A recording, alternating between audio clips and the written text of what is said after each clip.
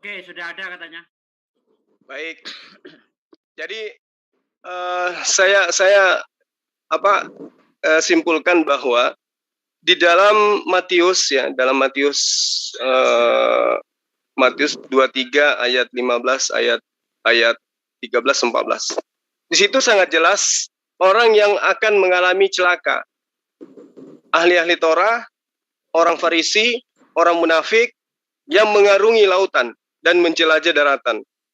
Nah, ending daripada perbuatan orang yang celaka ini adalah membuat orang lain bertobat, tapi setelah bertobat orang itu, dia menjadi 2 kali lipat lebih jahat daripada oknum yang disebut sebagai ahli Torah dan orang Farisi ini.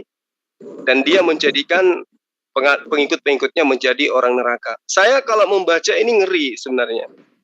Saya ngeri membacanya ini. Kalau ini adalah benar merupakan perkataan Yesus, maka ini sangat jelas ada indikasi yang begitu jelas mengacu kepada oknum.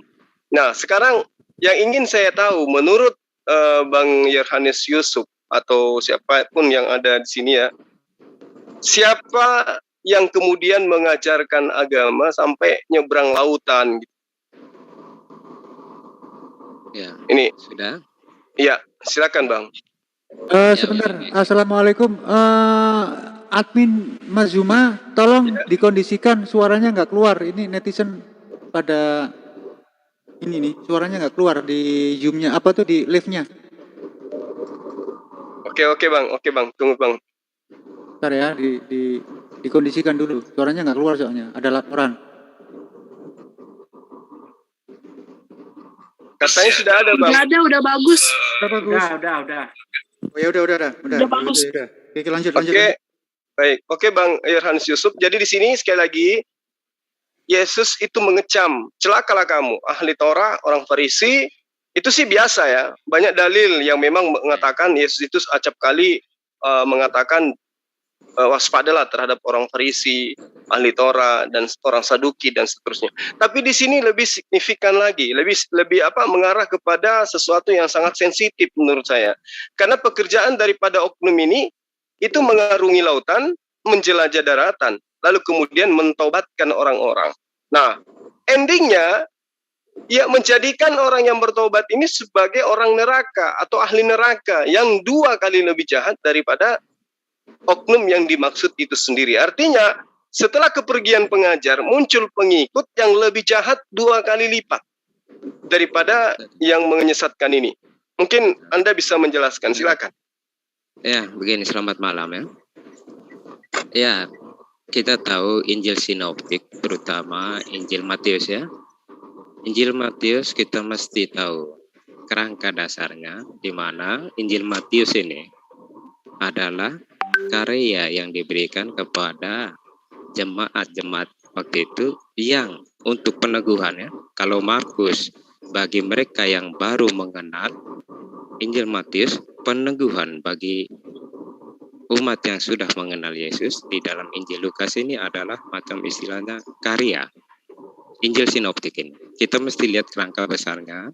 Ketika Matius dalam penulisannya mau menyampaikan hal-hal yang mau dimaksudkan, ini biasanya dia melibatkan gereja perdana atau jemaat perdana pada waktu itu yang ada gesekan dengan orang Yahudi.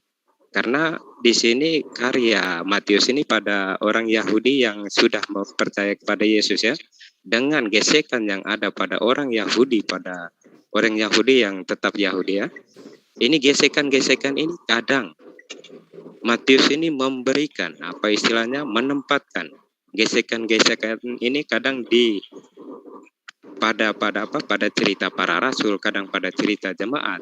Di sini tidak menggambarkan apa yang mau disampaikan, bahwa nanti ada sosok yang saya baca dari pengamatan ini mungkin mau menuduhkan, mungkin mau ya, saya tengok mungkin mau melibatkan macam Paulus sebagai ini, tetapi itu bukan ya. Tetapi penjelasan di sini bahwa apa yang ada gesekan-gesekan ini, di mana Matius mau mengungkapkan dari gesekan ini, di mana kaum Yahudi yang selalu apa istilahnya memberi tekanan kepada kekristenan awal, disinilah bagaimana Matius mau mengungkapkan perasaan apa istilahnya kecaman-kecapannya terhadap orang-orang Yahudi yang begitu menekan kekristenan pada waktu itu.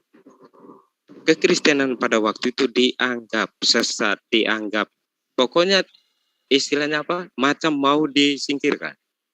Sehingga untuk menuguhkan jemaat gereja perdana, dia mengutarakan hal-hal seperti ini. Ini bukan berarti bahwa merujuk pada sesuatu, tidak, tetapi mau menegaskan celakalah bagi orang, istilahnya hal itu jelas itu bahwa dia mau menyampaikan kepada orang Yahudi yang begitu menekan kekristenan sehingga berusaha hanya untuk mempertobatkan seseorang yang akan mungkin lebih parah untuk menekan kekristenan. Itu maksudnya, bukan ada maksud apa di sebalik itu, apalagi jika menganggap bahwa dalam pelayaran nanti ini tidak. Ungkapan yang mau disampaikan Matius di dalam gambaran tentang gesekan gereja perdana dengan kaum Yahudi pada waktu itu, dia mau memunculkan ini untuk meneguhkan iman gereja perdana atau jemaat perdana pada waktu itu. Karena tidak bisa dipungkiri bahwa jemaat perdana memang mengalami tekanan-tekanan, bahkan di zaman-zaman para rasul itu sudah dipanggil dan diadili, seperti bahwa Kristen adalah sekte sesat yang mengabarkan sesuatu yang lain yang perlu dibinasakan. Seperti itu gambaran singkatnya ya. Tidak menggambarkan sesuatu yang lainnya. Ini tidak ada pengertian-pengertian apa di sini. Hanya kita perlu tahu kerangka bagaimana pendekatan Injil Matius dalam mengungkapkan sesuatu. Kita mesti tahu Injil Matius ini diarahkan kepada apa.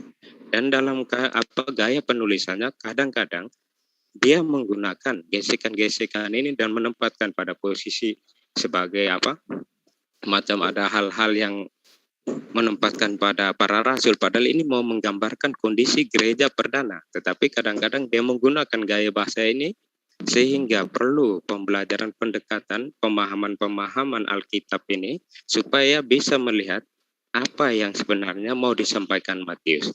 Sejauh yang saya tahu seperti itu ya, tentang penjelasan bagaimana Matius berusaha menggambarkan gesekan yang ada pada waktu itu untuk meneguhkan iman jemaat perdana pada waktu itu.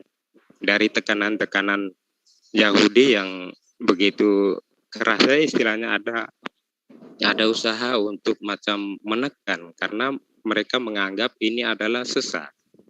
Karena mengajarkan percaya kepada Yesus, apa-apa. Jadi dianggap sesat. Seperti itu ya. Oke. Baik Bang, jadi dari tadi Bang Yohanes Yusuf ini katakan gesekan-gesekan aja terus. Saling gesek, ya. Jadi gini Bang Yohanes Yusuf, ketika kita mencari ya titik terang daripada siapa oknum, ini harus kita mencari siapa oknum. Bukan berbicara mengenai gesekan-gesekan. Atau bukan karena abang ini berada di pulau, ya berlayar, mengarungi lautan, sampai Anda merasa tersinggung. Tidak. Tapi kita sedang mencari titik kebenaran daripada dalil. Ya, karena ini adalah berbicara mengenai ada rentetan cerita yang menceritakan tentang adanya nubuatan yang akan menyesatkan banyak orang. Ini adalah dalil di mana memang kita tidak bisa menutup mata banyak ajaran-ajaran ada banyak ajaran Yesus yang menekankan untuk waspada kepada orang yang akan datang mengajarkan sesuatu yang tidak sesuai dengan ajarannya. Nah, kembali kepada Matius 23 ayat 15. Celakalah kamu hai ahli Taurat dan orang Farisi. Hai orang-orang yang munafik, sebab kamu mengarungi lautan. Nah, kalau misalnya kita hanya mengatakan bahwa ini adalah perumpamaan. Menjelajahi daratan ini juga adalah perumpamaan. Lalu kemudian kita ingin mengatakan ini gesekan antara orang Yahudi dengan orang Kristen. Terlalu jauh rasanya ke sana. Kenapa? Karena adanya Kristen itu lahir dari adanya orang yang mengarungi lautan. Bagaimana kemudian ada sosok yang mengajarkan yang berasal daripada orang-orang Farisi, ahli-ahli Torah yang kemudian mengarungi lautan ke sana kemari, mengajarkan satu konsep agama, membuat orang lain bertaubat menurut hitungan mereka. Tapi apa yang terjadi malah menjadikan orang-orang yang bertaubat itu menjadi ahli neraka yang jauh 2 kali lipat lebih jahat daripada orang-orang yang mengarungi lautan dan daratan ini. Saya hanya ingin menekankan begini. Bagaimana kemudian pendiri Kristen, kalau boleh saya bilang ya, dalam Kisah Para Rasul 27 ayat 1 sampai ayat 44. Di situ Paulus berlayar kemana-mana sampai ke Roma. Lalu kemudian Kisah Para Rasul 16 ayat 12, Kisah Para Rasul 18 ayat 18, Kisah Rasul 20 ayat 14 sampai ayat 16, kemudian Kisah Rasul 27 ayat 1 sampai ayat 7. Di situ semua menceritakan pekerjaan-pekerjaan Paulus berlayar, mengarungi lautan. Ya, dari mengarungi lautan itu dari daratan satu ke daratan lain untuk memberitakan ajaran agamanya, mempertobatkan manusia. Sehingga muncul komunitas yang kemudian ajarannya, kalau kita ingin jujur mengakui, sangat-sangat bertentangan daripada ajaran yang tumbuh berkembang di tanah Yudea atau di tanah Yerusalem. Nah, ini kalau Abang Yohanes Yusuf mengatakan itu adalah perumpamaan. Perumpamaan seperti apa? Kalau Anda mengatakan itu adalah gesekan, justru dengan adanya ajaran yang disebabkan oleh oknum-oknum yang berasal dari ahli Torah dan berasal orang-orang Farisi yang kemudian mengarungi lautan melahirkan sebuah konsep tatanan agama baru ya, atau ajaran baru di luar daripada konsep para nabi yang diutus kepada Bani Israel. Itulah Kristen. Itulah Kristen. Kenapa saya mengatakan itulah Kristen? Satu, Paulus melakukan suatu gerakan yang sistematis, berlayar kemana-mana, mengarungi lautan, menjelajahi daratan. Mengajarkan apa? Mengajarkan untuk menjadi Kristen yang konon ceritanya sebagai pengikut Yesus.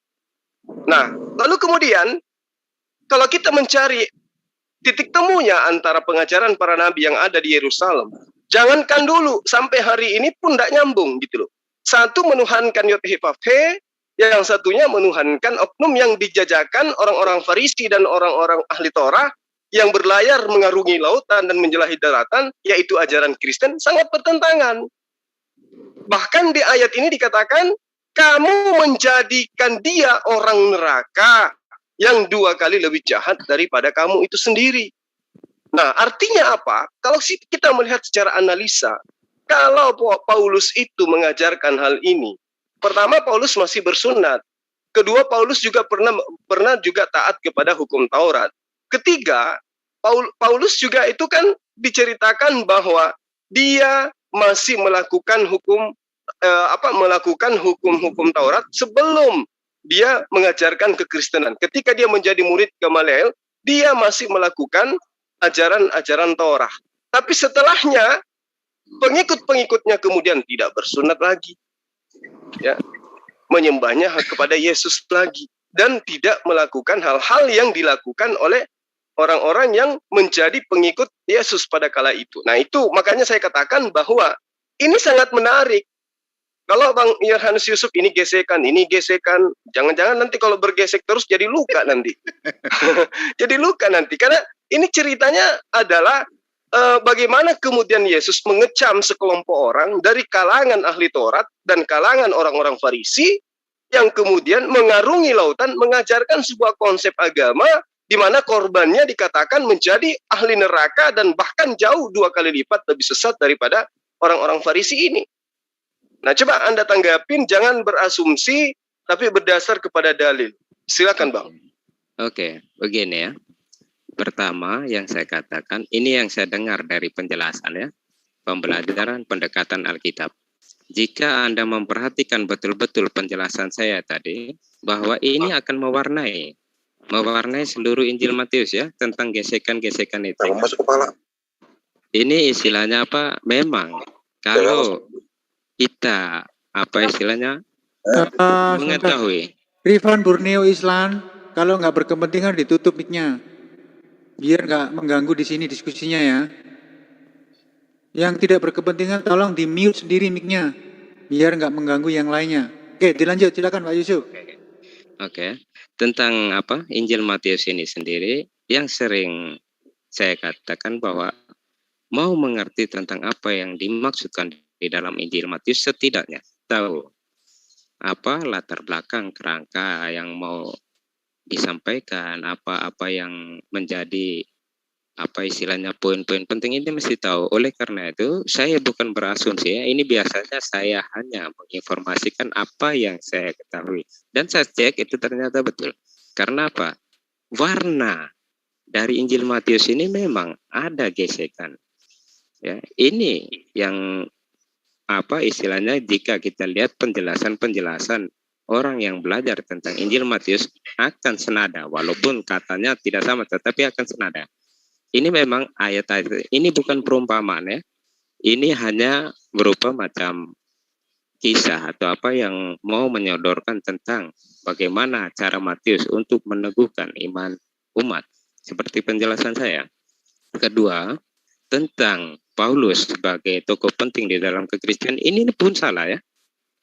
Karena tokoh terpenting di dalam perkembangan kekristenan, istilahnya selain apa Yesus, maksudnya yang ini tentang para rasul ini, Petrus tidak pernah ada di dalam kekristenan ini mengatakan sentral kekristenan berkembang dari Paulus, itu tidak. Petrus, lihat kisah para rasul. Kisah para rasul yang dikenal juga sebagai kisah Roh Kudus, di mana banyak melibatkan karya Roh Kudus, menceritakan dua tokoh besar. Bagian pertama bukan Paulus, tetapi Petrus akan ditonjolkan. Kenapa Petrus menjadi sorotan pertama? Karena memang dari Petruslah segala otoritas yang bisa menjadi acuan untuk pengajaran. Itu perlu disadari juga bahwa kehadiran Petrus di mana sampai ayat mungkin 12-13 itu akan bagaimana Petrus mewarnai cerita di dalam kisah para rasul itu sendiri. Jadi di dalam pemahaman kita tentang bagaimana atau tokoh-tokoh yang kita coba libatkan sebagai tokoh-tokoh penting dalam perkembangannya, kita harus tahu secara pasti. Di dalam kekristenan perkembangan, Petruslah yang ini istilahnya sebagai tokoh sentralnya. Bahkan sebagai rasul yang menembus keluar apa istilahnya, keluar daripada Yahudi, bangsa Yahudi sendiri. Ini pun atas otoritas Petrus. Lihat di dalam apa pembaptisan apa nama Cornelius sebagai satu hal yang apa pertama kali ketika kekristenan harus menembus bangsa di luar Yahudi, semua akan ada pada otoritas Petrus. Tidak pernah melibatkan atau tidak pernah sekalipun di dalam kekristenan bahwa Pauluslah yang menjadi sentral atau menjadi puncak otoritas semua, itu tidak. Tetapi Paulus juga dianggap sebagai akhirnya dalam perkembangannya bahwa Petrus dipandang sebagai rasul di luar untuk apa istilahnya rasul untuk bangsa di luar Yahudi. Maksudnya kekristenan nanti di mana Paulus akan mewarnai ini, tetapi atas otoritas Petrus. Karena apa-apa semua yang menjadi pengajaran Paulus di situ masih ada otoritas para rasul yang secara ketat untuk mengontrol itu. Pada tahun 4950 itu ada konsili Yerusalem. Di situ para rasul semua ada di situ, termasuk Petrus. Ada rasul yang sudah jadi martir ya ketika dibunuh, sehingga ada para rasul, terutama di situ ketuanya adalah Petrus. Disinilah segala perkembangan ini berlanjut. Peran Roh Kudus di dalam kisah para rasul itu yang ditonjolkan. Oleh karena itu, dalam pemikiran pemahaman tentang tokoh-tokoh yang sentral di dalam kekristenannya, tolong diperhatikan bahwa di dalam kekristenan Petrus lah ya sebagai tonggak, istilahnya sebagai kepala para rasul yang sudah tentu atas otoritasnya. Ini akan bisa dilihat dari warna-warna yang digambarkan, karena setiap penulisan ketika siapa yang pertama dituliskan apa-apa ini akan mau menggambarkan otoritasnya. Seperti itu ya, tentang bagaimana ayat ini mau ditafsirkan untuk menghubungkan kepada Paulus, ini semua hanya istilahnya praduga atau prasangka yang bagi ini coba lihat dalam pemahaman apa istilahnya, pemahaman pendekatan Alkitabnya itu bahwa bagaimanapun tidak akan menyampaikan atau mau menunjukkan kepada sosok tertentu, apalagi Petrus, apalagi Paulus. Itu sama Baik. sekali tidak ya. Oke. Oke, Bang. Jadi gini, kalau kemudian hal ini Anda jadikan sebagai pembenaran terhadap nasihat Yesus terhadap murid-muridnya, Petrus. Coba Anda lihat dalam Kisah Para Rasul 4 ayat 13. Ketika sidang itu melihat keberanian Petrus dan Yohanes dan mengetahui bahwa keduanya adalah orang biasa yang tidak terpelajar, heranlah mereka. Kalau di dalam kalau di dalam terjemahan lama, di situ jelas dikatakan bahwa Petrus ini adalah orang yang tidak berpendidikan, alias orang yang bodoh kalau di terjemahan lama. Nah, bagaimana mungkin kemudian orang yang seperti ini di dalam pemahaman Bang Yohanes Yusuf dikatakan bahwa dia adalah puncak dari induk daripada sekoguru. Sementara kalau kita melihat secara cermat tulisan atau surat-surat Petrus, itu sangat jelas bahwa tulisan ini penuh dengan ide-ide dan gaya penulisan Paulus itu sendiri. Nah, lalu kemudian Paulus sudah lebih dulu melakukan penginjilan, ya, atau pengabaran berita di daerah-daerah kemana surat itu ditujukan. Artinya, dengan mengirimkan surat-surat Petrus tersebut, Petrus telah melanggar pagar wilayah garapan gereja Paulus. Nah, dalam surat Petrus itu tidak ditemukan adanya catatan-catatan pribadi tentang kehidupan Yesus seperti yang diharapkan oleh orang yang membenarkan tulisan ini, bahwa tulisan ini betul adalah tulisan Petrus. Contoh misalnya ketika dikatakan bahwa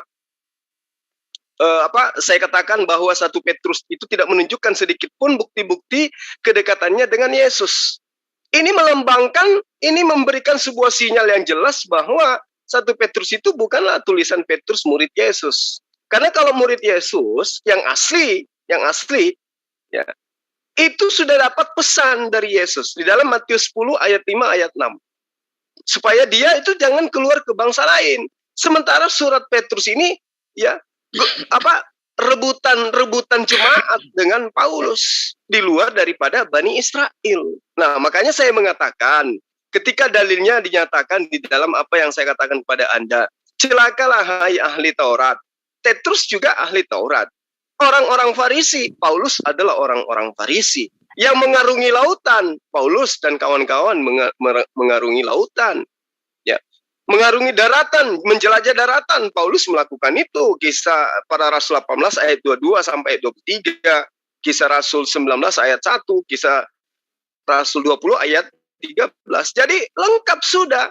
Paulus mengarungi lautan, menjelajahi daratan, mengajarkan sebuah agama, mengajarkan satu konsep, kemudian konsep-konsep ini ketika diamalkan oleh penganutnya tidak sama sekali mencerminkan ajaran Yesus itu sendiri. Coba abang sadarilah, bagaimana kemudian Anda menuhankan Yesus? Itu tidak diajarkan oleh Yesus. Menjadi Kristen tidak diajarkan oleh Yesus. Makanya dikatakan, kamu menjadikan mereka itu sebagai ahli neraka, yang 2 kali lebih jahat daripada kamu sendiri.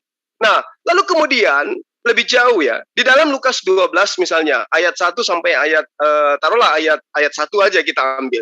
Bagaimana kemudian di situ dikatakan, sementara itu beribu-ribu orang banyak telah berkerumun sehingga mereka berdesak-desakan. Ada orang, sekelompok orang, sekerumunan orang itu berdesakan ingin menyaksikan apa yang akan Yesus katakan. Lalu Yesus mulai mengajar pada saat itu, lalu kemudian peragi, yaitu kemunafikan orang Farisi. Jadi lagi-lagi di situ Yesus mengatakan waspadalah. Kalau di terjemahan lama dikatakan takutilah dia, ya, yang telah membunuh dan seterusnya dan seterusnya. Lalu kemudian di dalam Kisah Para Rasul 23 ayat 6. Ya, semoga saya tidak salah menyebutkan ayat. Di situ dikatakan Paulus melihat bahwa sebagian dari anggota-anggota mahkamah itu sendiri dari orang-orang Saduki dan sebagian lagi terdiri dari orang-orang Farisi. Karena itu Paulus berkata kepada mahkamah agung, kepada mahkamah itu, saudara-saudara, saya ini adalah orang Farisi, keturunan Farisi. Saya diadili di sini. Jelas sekali bahwa ketika Yesus mengecam ahli Torah, orang Farisi, ya, kemudian orang-orang munafik, lalu kemudian mengarungi lautan hidayatan, mengajarkan sebuah agama, aku bertaubat, jadikan orang lain jadi pengikutnya. Itu semua cerita. Siapa orang-orang Taurat? Tidak tahu. Siapa orang-orang Farisi yang mengajar, orang-orang katakan oleh Yesus celaka, pengajar palsu, Mesias palsu, nabi-nabi palsu. Lalu siapa yang mengarungi lautan? Kalau kita punya waktu sedikit saja membaca, seperti misalnya di dalam Kisah Para Rasul ayat 16 misalnya, Kisah Para Rasul 16, Kisah Para Rasul 27 misalnya ayat 1 sampai ayat 4. Bagaimana kemudian dia diceritakan berlayar kemana-mana, ya, sampai dia memberitakan Injil kemana-mana bersama dengan Julius, ya.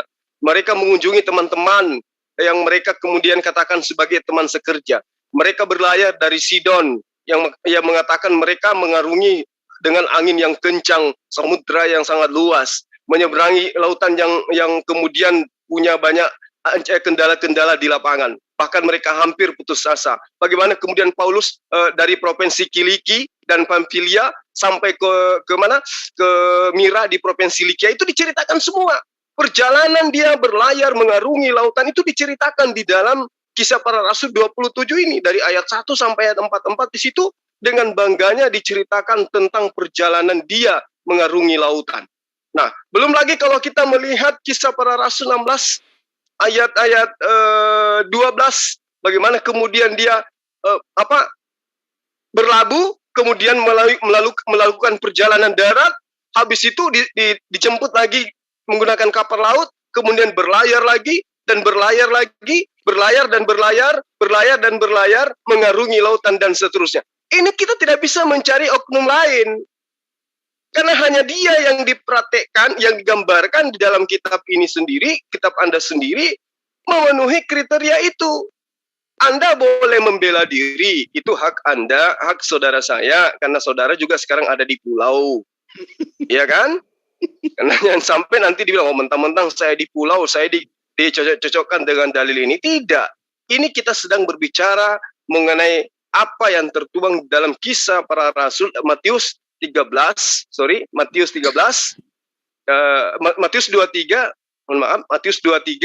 ayat 13 sampai ayat 15.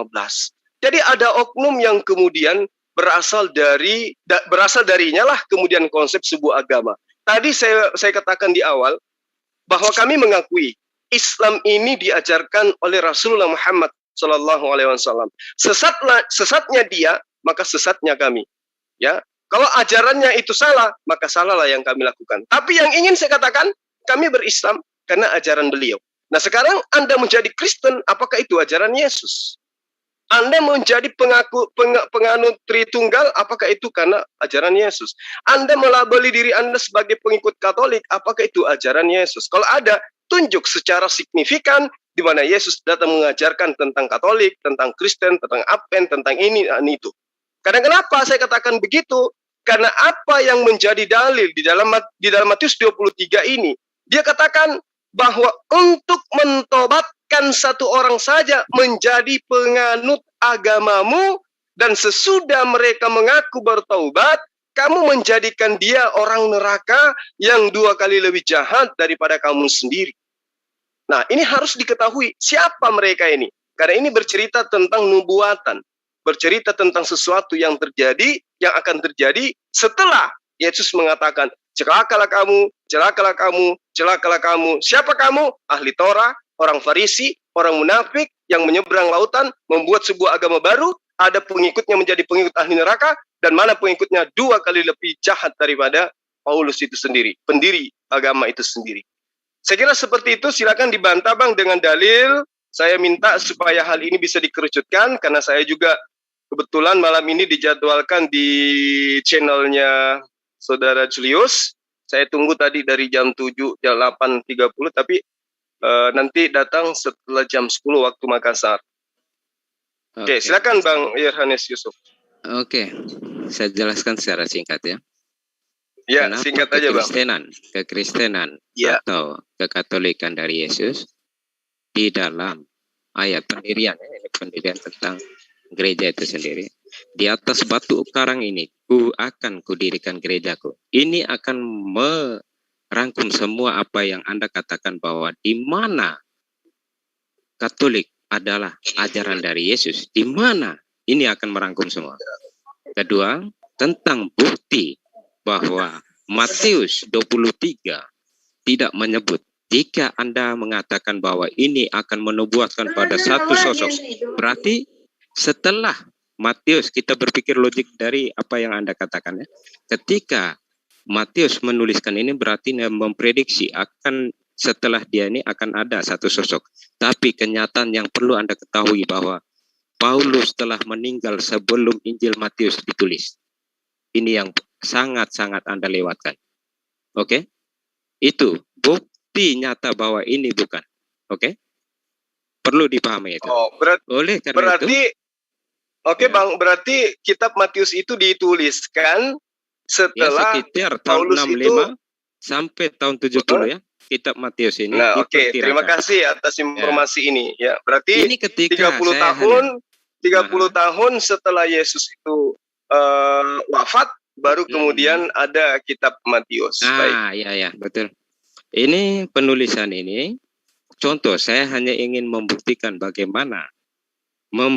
bahwa cara berpikir ini tidak terlalu tepat ya. Karena ketika saya menyodorkan penjelasan yang diberikan, pendekatan alkitabiahnya dan tidak ini dan masih coba untuk menggunakan cara berpikir Anda, oleh karena itu saya sodorkan kenyataan bahwa ketika Anda mengatakan nubuatan, berarti sesuatu yang akan terjadi. Tetapi kenyataannya Paulus meninggal tahun 64 tidak salah ya, atau sebelum itu. Sedangkan Injil Matius disusun, diperkirakan tahun 65 sampai 70. Itu satu. Kedua, tentang apa yang saya sudah jelaskan, ini adalah penjelasan yang bisa dikatakan ini cara pembelajarannya. Yang perlu saya tambahkan juga bahwa selama hidup bersama Yesus, para rasul ini belum mengenal secara persis siapakah Yesus. Dia tidak, ini istilahnya langsung tahu persis, ya ini adalah Tuhan, tidak.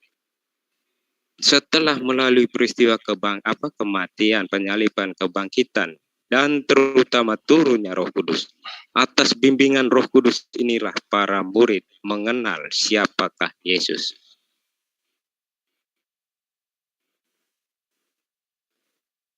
Oleh karena yang lain, penolong artinya apa? Yesus sebagai penolong pertama. Penolong kedua adalah penolong yang setara dengan dia. Siapakah yang setara dengan Yesus? Dialah Roh Kudus. Seperti Oke, Bang. itu singkatnya. Oke, jadi ketika Anda mengatakan bahwa Paulus itu mati ya sebelum ditulis kitab Matius. Oke, baik. Artinya bahwa kitab Matius itu dituliskan jauh setelah Yesus itu tidak ada. Nah, yang ingin saya sikapi di sini adalah pernyataan Yesus yang diceritakan oleh Matius itu tidak dilakukan oleh Yesus di saat itu. Begini. Bukan di saat itu. Nah, ya. Tunggu bang. Matius menuliskan di ayat 1 di Matius 23. Maka berkatalah Yesus kepada orang banyak dan murid-muridnya. Dan katanya, ahli-ahli Taurat dan orang Farisi telah menduduki kursi Musa. Sebab itu turutilah dan lakukanlah segala sesuatu yang mereka ajarkan kepadamu. Tetapi janganlah kamu turuti perbuatan-perbuatan mereka. Karena mereka mengajarkan tetapi tidak melakukan. Nah, ini yang ditulis oleh Matius adalah sesuatu yang diceritakan yang pernah terjadi. Yang pernah terjadi. Berarti pada saat Yesus mengatakan pernyataan ini, Paulus belum mati, bahkan bertobat pun belum. Karena ini diceritakan oleh Yesus yang berkata, bukan Matius yang berkata, tetapi Yesus yang berkata. Artinya perkataan Yesus ini diceritakan pada tahun ke-29, usianya sampai 22, 30, 31, dan 32. Berarti cerita ini yang dituliskan oleh Matius, boleh Paulus itu sudah mati, boleh Yesus itu sudah wafat, baru dia dituliskan. Tetapi yang dia ceritakan ini adalah kejadian yang pernah terjadi di mana Yesus menubuatkan sesuatu yang bakal terjadi. Itu yang pertama. Kedua, yang diceritakan di dalam Matius 23 ini adalah pengikut-pengikut sang Farisi dan ahli Torah yang kemudian 2 kali lebih jahat daripada orang Farisi dan ahli Torah yang dimaksud. Berarti ketika bercerita tentang itu, bercerita tentang kaumnya yang ada sampai hari ini, yang ternyata 2 kali lipat lebih jahat daripada pendiri dari agama mereka yang berasal dari orang Farisi dan ahli Torah. Nah, yang menjadi pertanyaan kemudian adalah, siapa agama mana yang didirikan, ajaran mana yang didirikan oleh orang Farisi, ahli Taurat yang sekarang masih ada di muka bumi? Ini yang perlu. Kalau Islam nggak mungkin, karena Islam tidak diajarkan oleh ahli Taurat. Islam tidak diajarkan oleh orang-orang Farisi. Dan Islam tidak diajarkan oleh orang-orang yang mengarungi lautan, menjelajah daratan. Waktu itu tidak. Nah, ini yang perlu Bang Yohanes Yusuf sikapi dengan baik. Minimal habis ini abang renungkan dalam-dalam. Bahwa apa yang dikatakan oleh Yesus pasti mutlak benar adanya. Silakan Bang. Oke, begini ya, tentang apa yang saya sudah gambarkan bahwa Matius mau menyampaikan gesekan ini.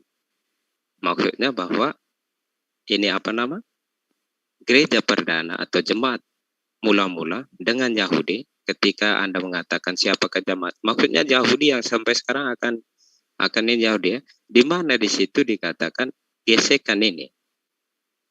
Dari gesekan ini Matius mau menguatkan jemaat perdana tentang iman kepada Yesus, tentang Yesus yang istilah kita bicara nubuat ya. Kita satu-satu selesaikan. Ketika Anda mengatakan dari tulisan ini menubuatkan di dalam kekristenan Yesus adalah pemenuhan. Dia tidak menubuatkan atau istilahnya menubuatkan nanti ada sesuatu, tidak. Yesus adalah kepenuhan. Tidak ada di dalam pengajaran atau inti ajaran iman kekristenan Yesus menubuatkan. Istilahnya menubuatkan bukan berarti nanti dia menjanjikan Roh Kudus, itu bukan menubuatkan Roh Kudus, tidak. Itu menjanjikan Roh Kudus sebagai penolong yang lain. Tetapi hal nubuatan artinya bahwa dia akan memprediksi akan ada satu nanti seseorang. Tidak ada di dalam pengertian iman Kristen bahwa Yesus akan menubuatkan. Itu perlu digarisbawahi. Kedua, ketika menjawab Anda dari tulisan ini mau menyatakan nubuatan, artinya apa yang disampaikan Matius mau menubuatkan, dan saya patahkan dengan ketika kenyataan bahwa Paulus meninggal sebelum dituliskan. Bagaimana nubuatan itu mau merujuk kepada Paulus? Simpelnya seperti itu. Tetapi kita perlu lihat bahwa dalam perkembangan iman kekristenan dalam penulisan ini ya, di mana kita mesti melihat karya pewartaan yang diwartakan oleh para penulis ini yang sebagai apa istilahnya yang tertinggal bagi kami. Ini yang akan dipelajari. Jika Paulus istilahnya mau coba melencengkan ajaran, di situ masih ada para rasul. Ingat juga di dalam tulisan Paulus sendiri ketika di Galatia, saya tidak salah, tentang bagaimana dia di rumah Kefas selama 15 hari. Untuk apa dia di rumah Kefas selama 15 hari? Berguru kepada Petrus. Jika Anda mengatakan bahwa Petrus tidak orang yang tidak pandai, disitulah letak peran Roh Kudus dalam pewartaan karya keselamatan ini. Mudah-mudahan bisa dimengerti rangkaian-rangkaian yang saya coba jelaskan ini. Oke ya. Ya, baik Bang Yerhanes Yusuf. Yang terpenting saat sekarang ini adalah Anda tidak bisa menunjukkan sosok ya menggantikan posisi Paulus ya sebagai terdakwa di sini ya. Di dalam apa yang diceritakan oleh Yesus nasihatnya kepada orang-orang yang ada pada masa itu. Di dalam Matius 23 jelas di ayat pertama Yesus berkata kepada orang banyak dan murid-muridnya dengan berkata seperti yang saya bacakan tadi. Artinya, ini adalah sesuatu rangkaian cerita yang Yesus ceritakan kepada orang-orang Yahudi pada saat itu. Dia bercerita tentang tentang hal orang-orang Farisi, ahli Taurat, dan orang-orang munafik yang kemudian mengajarkan, mencari jemaat, mencari pengikut untuk mentobatkan orang-orang.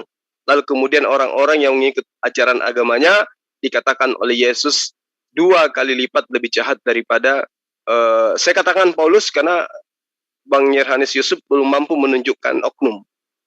Saya katakan itu. Kenapa harus mengatakan Paulus? Karena Paulus yang mengajarkan tentang kekristenan. Kalau Anda mengatakan, oh tidak, Yesus itu yang mengajarkan tentang gereja mula-mula, itu tidak ada itu Bang. Yesus tidak pernah mengenal apa itu gereja. Yang Yesus kenal itu adalah jemaat. Orang-orang di sinagog beribadah itu juga disebut jemaat. Tapi orang-orang yang di sinagog itu adalah orang-orang yang menyembah Yod-Heh-Vah-Veh, yang mengkitabkan kitab Tanakh, dan mereka adalah orang-orang yang bersunat. Mereka adalah orang-orang yang mengkuduskan hari Sabat. Nah, jemaat Yesus dibangun di atas pondasi itu. Adalah murid-muridnya, orang-orang ahli Torah, adalah orang-orang yang mengikuti dan mendengarkan perkataan dan pengajaran Yesus. Bukan orang Kristen yang notabene-nya adalah pengikut daripada Paulus, yang justru ini yang ingin saya terangkan. Bahwa ketika dikatakan, celakalah kamu ahli Taurat, orang Farisi, hai orang munafik, sebab kamu mengarungi lautan, dan sebab kamu menjelajah daratan, dan untuk kamu mentobatkan satu orang saja, menjadi penganut ajaranmu, menjadi penganut agamamu, dan sesudah orang itu bertobat, kamu menjadikan mereka menjadi ahli neraka, dan dua kali lebih jahat daripada kamu itu sendiri. Jadi ini berbicara mengenai oknum. Kalau belum tergantikan bahwa Paulus itu terbukti ya mengarungi lautan, berlayar kemana-mana, menyeberangi daratan dan seterusnya, maka saya akan tetap mengatakan bahwa Kristen itu yang dimaksud dengan lebih 2 kali lebih jahat daripada Paulus itu sendiri. Demikian Bang, silakan disanggah. Ya, mungkin dari penjelasan-penjelasan saya tadi yang dimana coba untuk mau menerangkan bagaimana kekristenan itu, ya ketika Anda mengatakan kekristenan itu dari Paulus, dan saya katakan tidak. Kekristenan ini adalah yang dibangun Yesus sendiri ya, di atas batu karang ini, karena pesan itu sangat jelas. Di atas batu karang ini akan kudirikan jemaatku. Bukan jemaat semua orang ya, tidak ada sangkut pautnya dengan jemaat Yahudi, tidak. Yesus berkata itu kepada Kefas, Petrus ya. Petrus sebagai kepala, sehingga mata rantai yang ada sampai sekarang, di mana Paus Fransiskus adalah yang ke-266, mata rantainya akan sampai kepada Petrus, pengganti Petrus. Di sini letak peran. Kita sudah bisa melihat bahwa gereja inilah jemaat Yesus atau pengikut Yesus. Memang dalam perkembangannya ketika Kristen ini adalah pelabelan yang mau menyepelekan pengikut-pengikut Kristus yang dianggap orang Yahudi sebagai yang sesat. Ternyata sekarang siapa yang bisa membuktikan kekristenan sesat? Bahkan dari orang Yahudi ya. Karena perbedaan pandangan tentang apa yang menjadi pengharapan akan Mesias lah yang membuat Yahudi dengan kekristenan berpisah. Oleh karena itu, dalam pemahaman perkembangan iman kekristenan, ini sudah sangat jelas bahwa ini adalah dari Yesus. Kalau Anda mengatakan ini dari Paulus, saya sudah mengatakan argumentasi-argumentasi di mana peran Paulus ini hanya macam istilahnya sebagai pengajar-pengajar yang cukup apa istilahnya, macam cukup berani untuk mengajarkan di luar ini atas otoritas siapa? Tetap semuanya itu akan atas di bawah kontrol para rasul, terutama Petrus sebagai ketua para rasul. Oke, baik Bang. Saya sudah paham. Ya. Sekarang gini, kita kerucutkan masalah. Kalau menurut Abang, pernahkah Yesus itu mengajarkan tentang ajaran-ajaran yang dilakukan oleh Kristen saat sekarang? Misalnya menyembah dirinya. Apakah itu Yesus pernah ajarkan? Ya, begini. Seperti yang saya gambarkan dari awal bahwa bahkan semasa hidupnya para rasulnya dengan Yesus, semasa hidup Yesus, para rasul pun belum paham sepenuhnya tentang siapakah Yesus. Oleh karena peran Roh Kudus yang membimbing. Dengar dulu. Membimbing ini mau memahamkan bahwa inilah dia. Siapakah dia? Nampak dalam pewartaan-pewartaan itu. Keempat Injil ini mau mewartakan bahwa Yesus adalah Tuhan. Oke. Berarti ajaran menyembah Yesus itu datang belakangan. Yesus tidak ajarkan. Ya. Nah, sekarang kemudian Anda mengatakan bahwa pada saat Yesus itu ada di tengah-tengah murid-muridnya tidak mengetahui tentang itu. Nanti setelah dia terangkat atau wafat, barulah kemudian murid-muridnya tahu bahwa dia itu adalah Tuhan secara itu samar, sendiri. ya? Artinya bahwa Anda menuhankan Yesus itu tidak berasal dari pengajaran Yesus kepada muridnya ketika Yesus ada di muka bumi. Tetapi Anda menyembah Yesus karena Anda mengklaim bahwa Yesuslah yang datang mengajarkan kepada Paulus untuk supaya Paulus mengajarkan kepada kalian, pada orang Kristen, bahwa Yesus itu adalah Tuhan yang datang dalam rupa manusia, tetapi pada saat itu dia belum mengajarkan kalau dirinya itu adalah Tuhan itu sendiri. Betul seperti itu, Bang? Sekarang pertanyaan logisnya, siapakah yang menjanjikan Roh Kudus kepada para rasul? Ya, yang menjanjikan Roh Kudus kepada para rasul adalah Yesus itu sendiri, kepada muridnya di dalam Yohanes 15 ayat 7 sampai ayat 16. Oke, jadi dari ini apa yang bisa Anda pikirkan?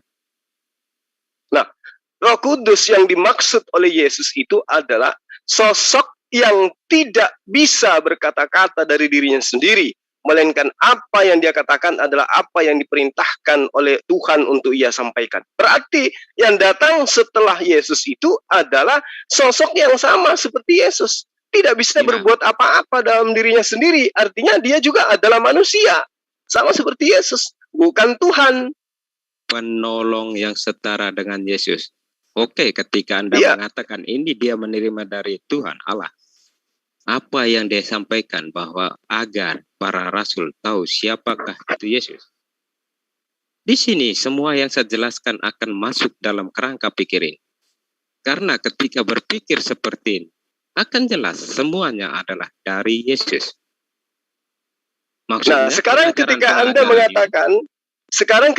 mengatakan bahwa yang datang adalah Roh Kudus, adalah dia yang mengilhami pengarang-pengarang kitab Anda termasuk Paulus, apa yang menjadi pembuktiannya kemudian?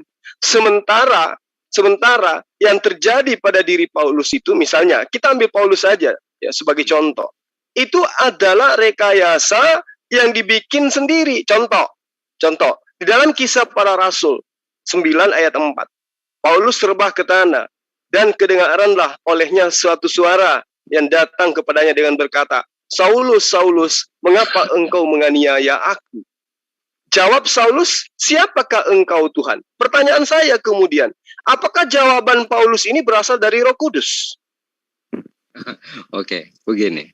Yang dimaksud bagaimana karya Roh Kudus bekerja di dalam diri para rasul, yaitu bagaimana para rasul ini mengenal siapakah Yesus yang semasa hidupnya mereka masih samar-samar ya. Samar ini bukan berarti tidak tahu apa-apa, tetapi samar artinya belum pasti mengenal siapakah dia ini. Oleh karena itu, karya Roh Kudus inilah yang memperkenalkan. Inilah dia.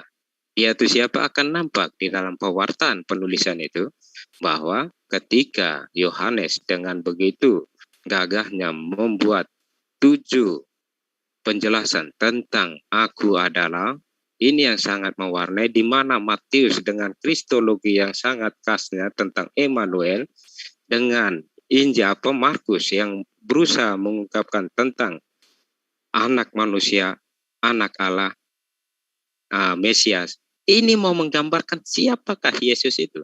Atas apa? Atas karya Roh Kudus. Saya tahu. Saya tahu. Saya tahu. Makanya pertanyaan saya, ketika Paulus itu menjawab, siapakah engkau Tuhan? Ya. Ini Paulus ini sudah kemasukan Roh Kudus atau apa ini? Sampai kok dia bisa tahu bahwa suara yang didengarkan itu adalah suara Tuhan? Begini, ketika kerangka berpikir bahwa ada karya Roh Kudus yang melibatkan seluruh para rasul, logika sempitnya seperti ini, logika sederhananya. Ketika Paulus Bang, dijawab singkat aja, nggak usah melebar. Ya. Paulus waktu itu apakah sudah menjadi pewarta yang gigih? Dia baru mengenal. Justru itu. Tuhan. Nah, kenapa dia langsung mengetahui bahwa itu adalah Tuhan? Ya karena dia bukan melihat sosok yang istilahnya nyata. Jadi gini loh, coba Bang Yohanes Yusuf ini perhatikan perkataan Paulus di sini. Di ayat ini itu jelas menceritakan bahwa Paulus mendengarkan suara Yesus. Iya. Yang menjadi pertanyaan, suara tanpa fisik. Yang menjadi pertanyaan, mengapa Paulus menjawab, siapakah engkau Tuhan? Siapakah engkau Tuhan? Iya, yang menjadi pertanyaannya adalah, bagaimana kemudian Paulus tahu yang memanggilnya itu adalah Tuhan? Bukankah Tuhan tidak bisa didengar sebagaimana yang tertuang dalam Yohanes 5 ayat 37? Nah, seandainya suara Tuhan bisa didengar pun, bagaimana Paulus tahu yang memanggilnya itu adalah Tuhan? Paulus berkata, siapakah engkau Tuhan? Nah, kata Tuhan seolah-olah mengandung arti bahwa Paulus ini sudah tahu yang di depannya ini adalah Yesus. Coba Bang Yohanes Yusuf lihat di Kisah Para Rasul 9 ayat 1. Sementara itu berkobar-kobar hati Saulus untuk mengancam dan membunuh murid-murid Yesus. Ia menghadap ke imam besar. Tentu maksudnya adalah murid Yesus ini adalah Tuhan. Nah, ini di sini jelas adalah Yesus. Lalu Tuhan mana lagi yang dinyatakan oleh Paulus? Bukankah Paulus belum pernah bertemu dengan Yesus? Jadi bagaimana caranya Paulus menganiaya Yesus? Karena di sana dikatakan bahwa akulah Yesus yang kau aniaya. Kapan dianiayanya? Kapan ketemunya? Makanya saya katakan, dari mana Paulus itu tahu bahwa yang bersuara ini adalah Tuhan? Saulus, siapakah engkau Tuhan? Ya, kok spontan menjadi Tuhan di situ? Begini, saya lihat dalam kehidupan kita umat beriman ya, ketika waktu itu Paulus juga adalah seorang yang beriman jauh dia, mana dia adalah seorang Farisi yang tahu pembelajaran akan Tuhan ini. Sekarang yang saya tanyakan kepada Anda, jika Anda seorang Islam, mendengar suara tanpa melihat apa-apa dan suara itu berkata kepada Anda, ini kita jangan melebar kemana, dari cara berpikir ini, apa yang Anda pikirkan? Paling hanya ada setan atau Tuhan. Atau malaikat. Sesuatu yang tidak bisa. Iya. Harusnya yang logis seperti iya. Oke. Harusnya tidak dia katakan siapakah engkau Tuhan. Harusnya dia katakan siapakah engkau? Engkau setan. Bukan, dia kan tidak jelas ini suara Tuhan atau siapa. Kan sudah jelas suara Tuhan itu tidak bisa didengarkan. Lantas kenapa kemudian siapakah engkau Tuhan? Coba lihat di ayat pertama. Anda lihat di ayat pertama coba. Bagaimana kemudian di situ dikatakan, sementara itu berkobar-kobar hati Saulus untuk mengancam dan membunuh murid-murid Tuhan. Ia menghadap imam besar. Nah, kalau dia di ayat pertama berkobar-kobar hati Saulus untuk mengancam murid-murid Tuhan, lalu kenapa kemudian mendengarkan suara, siapakah engkau Tuhan? Oke. Lihat dari konteks pertama yang Anda baca pun saya sudah tangkap. Coba baca ulang. Silakan. Siapa yang Tuhan yang dari kata Tuhan itu? Sebelum ayat itu. Ya, Anda jadi bacakan ayat bahwa ini, tentang Tuhan. oke, Sebelum ayat menghadap ini Tuhan. Lukas Ini menuliskan Iya, menuliskan di menuliskan. dalam Kisah Para Rasul 9 ayat 1. Ini Lukas yang menuliskan. Ya. Sementara Coba baca. itu, Baik-baik, berkobar-kobar pelan-pelan. hati Saulus Pelan-pelan. untuk mengancam dan membunuh murid-murid Tuhan. Siapa situ? Aha, Siapa di situ? aha, ya, aha. Pelan-pelan kita baca. Jadi Lukas Jadi menceritakan, ya. Jadi di situ Sementara sudah itu, diungkapkan kata Tuhan. Tidak mungkin iya, kata siapa? Kata Lukas. Itu. Ya. Kata Lukas kan? Kata Lukas. Lalu kemudian di luar daripada cerita itu sampai kepada ceritanya Paulus itu mendengarkan, dia rebah ke tanah, lalu kemudian mendengarkan suara dari langit, suara bukan dari langit, mendengarkan suara. Lantas dia katakan bahwa siapakah engkau Tuhan? Iya. Dari mana kemudian Paulus ini tahu bahwa yang suara itu adalah suara Tuhan? Begini, lihat dari rangkaian kalimat itu, ketika di depannya sudah mengatakan menyiksa murid-murid Tuhan. Habis itu di belakangnya ketika dia harus mengatakan, siapakah engkau setan, kan lucu. Kedua, siapakah engkau? Padahal di sini sudah mau menempatkan di mana Lukas sudah menempatkan di sini ada macam mau menekankan tentang siapakah Yesus itu. Iya, saya tahu. Yesus itu Anda mau larikan kemanapun, tetaplah Tuhan bagi Anda. Iya kan? Nah, ini kita bercerita tentang kebenaran daripada cerita ini. Siapakah engkau Tuhan? Nah, apakah kemudian pada saat itu Paulus ini sudah kepenuhan Roh Kudus sampai dia tahu bahwa yang datang pada dirinya itu adalah Tuhan? Dari mana dia tahu kalau itu? Ini ya terus yang mana? Yang dari kata pertama itu kan sudah jelas. Ya. Matius Lukas coba sudah mengungkapkan tentang murid-murid Tuhan. Ini mau menggambarkan siapa Yesus. Ketika Paulus Lukas mau menjajakan Yesus itu adalah Tuhan. Itu nggak masalah. Lukas ini kan bukan muridnya Yesus, mau menceritakan tentang Yesus. Itulah makanya saya katakan tadi, ahli Torah, orang Farisi, orang munafik, mengajarkan sesuatu yang tidak diajarkan oleh Yesus. Inilah yang dikatakan 2 kali lebih jahat daripada Paulus itu sendiri. Lukas ini adalah muridnya daripada Paulus. Asistennya, dia adalah tabib yang setiap hari bersama. Nah, makanya dikatakan, coba Anda lihat, dari Kisah Para Rasul 9 ayat 5, loncat ke ayat 6, demikian juga apa yang tertulis di yang ada di ayat 6 ini. Bangunlah, pergilah, katakan kepadamu apa yang harus kau perbuat. Nyambung gitu loh ceritanya. Tadinya berkobar-kobar untuk membunuh muridnya Yesus. Kemudian, akulah Yesus yang kau aniaya. Itu di ayat kelima. Akulah Yesus yang aniaya, dan pergilah ke dalam kota, di sana akan dikatakan kepadamu apa yang harus kau perbuat. Nah, di awal ayat ini jelas ada kata tetapi di ayat kelima. Apakah Bang Johannes ini bisa menemukan korelasi antara ayat 5 dengan ayat 6? Yang ayat kelima, siapakah engkau Tuhan? Akulah Yesus yang kau aniaya. Ya, jelas. Tetapi bangunlah dan pergilah ke dalam kota. Nyambungnya di mana gitu loh. Mau menganiaya, kemudian ada suara dari langit, kemudian disuruh bangun untuk memberitakan berita Injil. Nah, ini cerita siapa? Ceritanya Lukas. Begini. Cerita, aku bilang kalau cerita Lukas itu tidak. Lukas juga menyusun ini dari informasi yang dia terima. Oleh karena itu, gampang melihatnya ini bahwa dari dia punya ritmenya. Kita lihat bagaimana coba Lukas mau menyuarakan siapa itu Yesus. Perkenalan pertama Paulus dengan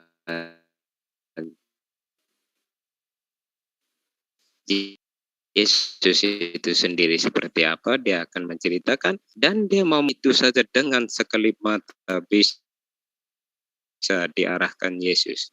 Halo? Siapakah Yesus ini? Ya, Halo? ya, halo. Halo? Ya, sudah dengar?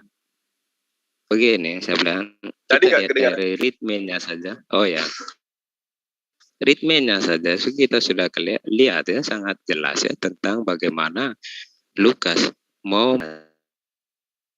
mengatakan bahwa bagaimana perjumpaan Paulus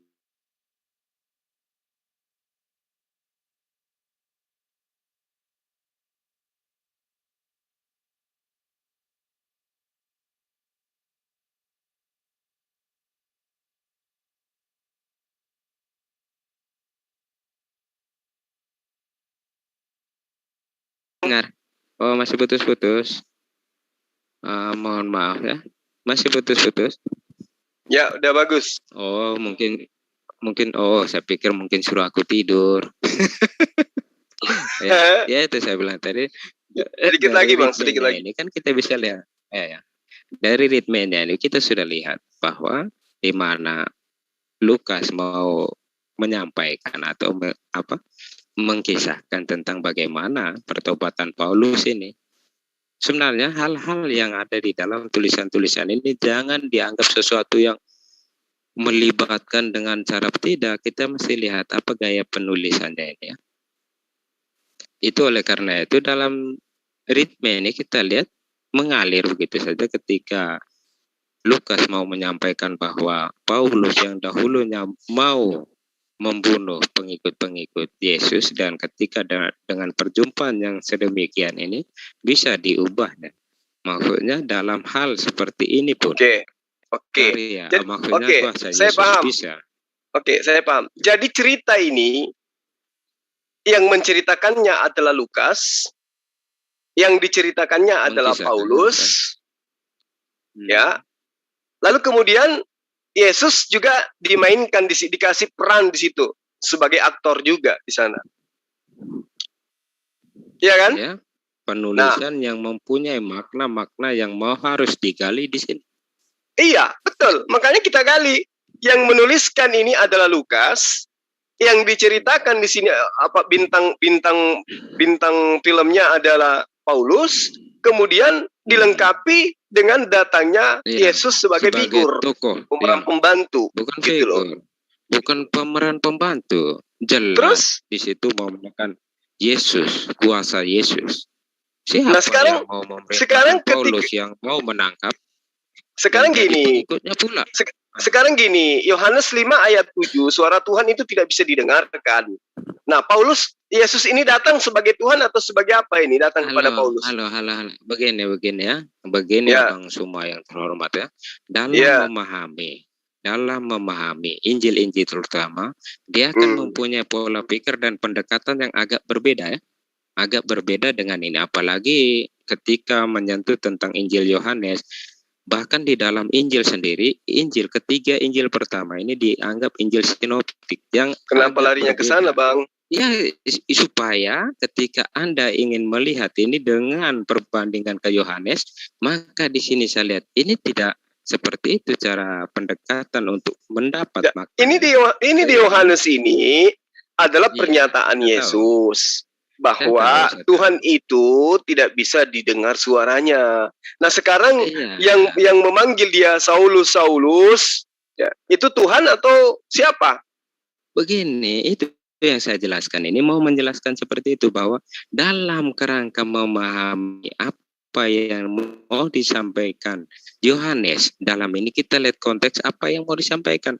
Tidak bisa serta-merta nanti Anda mengangkat ini, mau menafsirkan ke sini akan menjadi kebingungan bagi Anda. Coba hanya mengambil atau coba untuk mengkontraskan antara ini. Saya tidak bingung. Saya katakan bahwa coba saya tidak bingung. Yesus sendiri yang mengatakan, Bapa yang mengutus aku. Saya tahu itu karena kamu tidak dapat melihat wajahnya, suaranya pun tidak bisa kamu dengarkan. Nah sekarang suara siapa yang didengarkan oleh suara siapa? saya Apa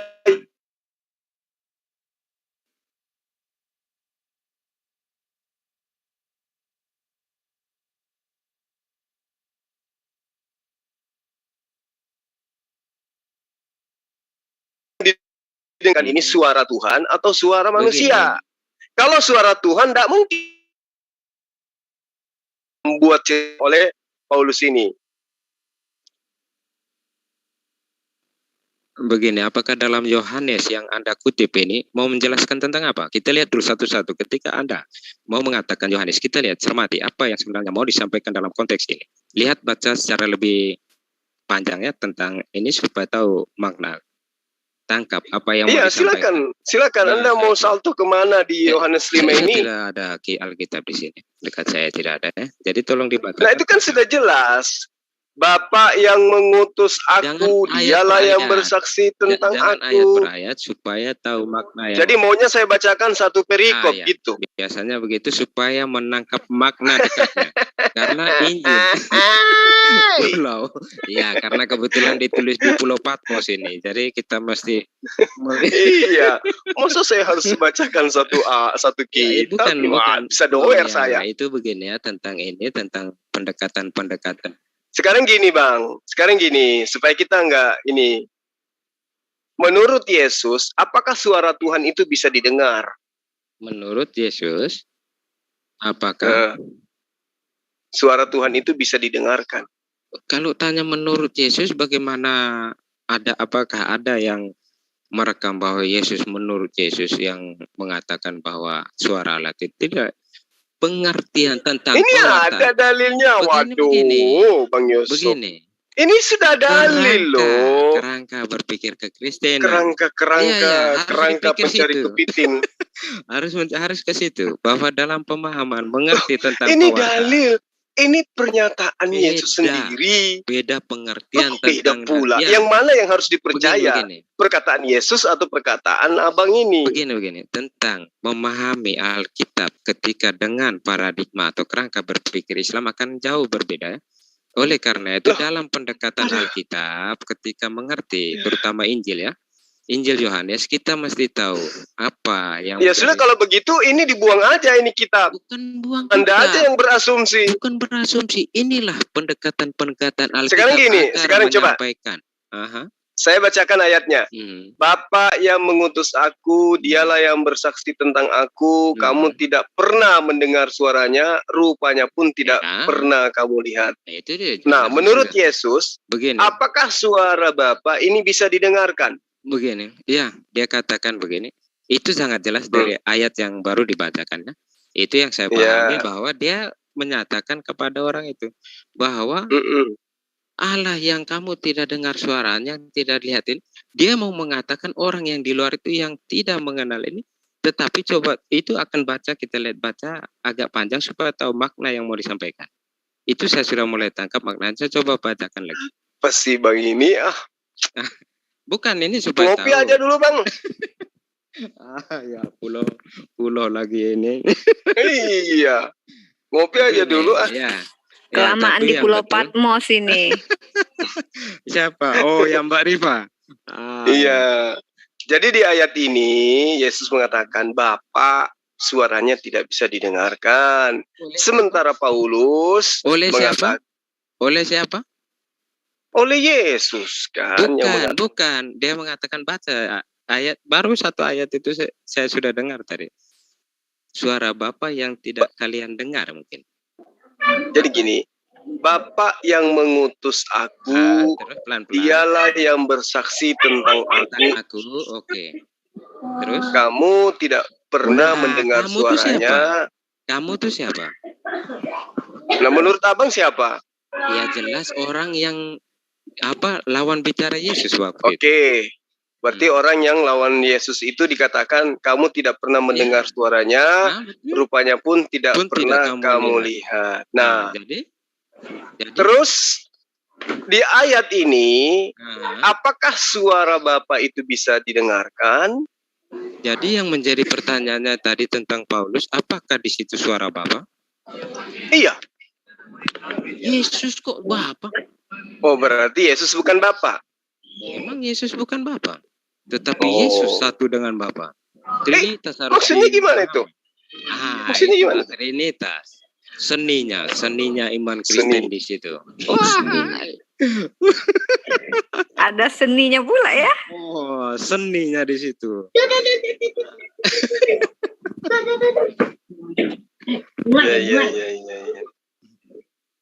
Iya.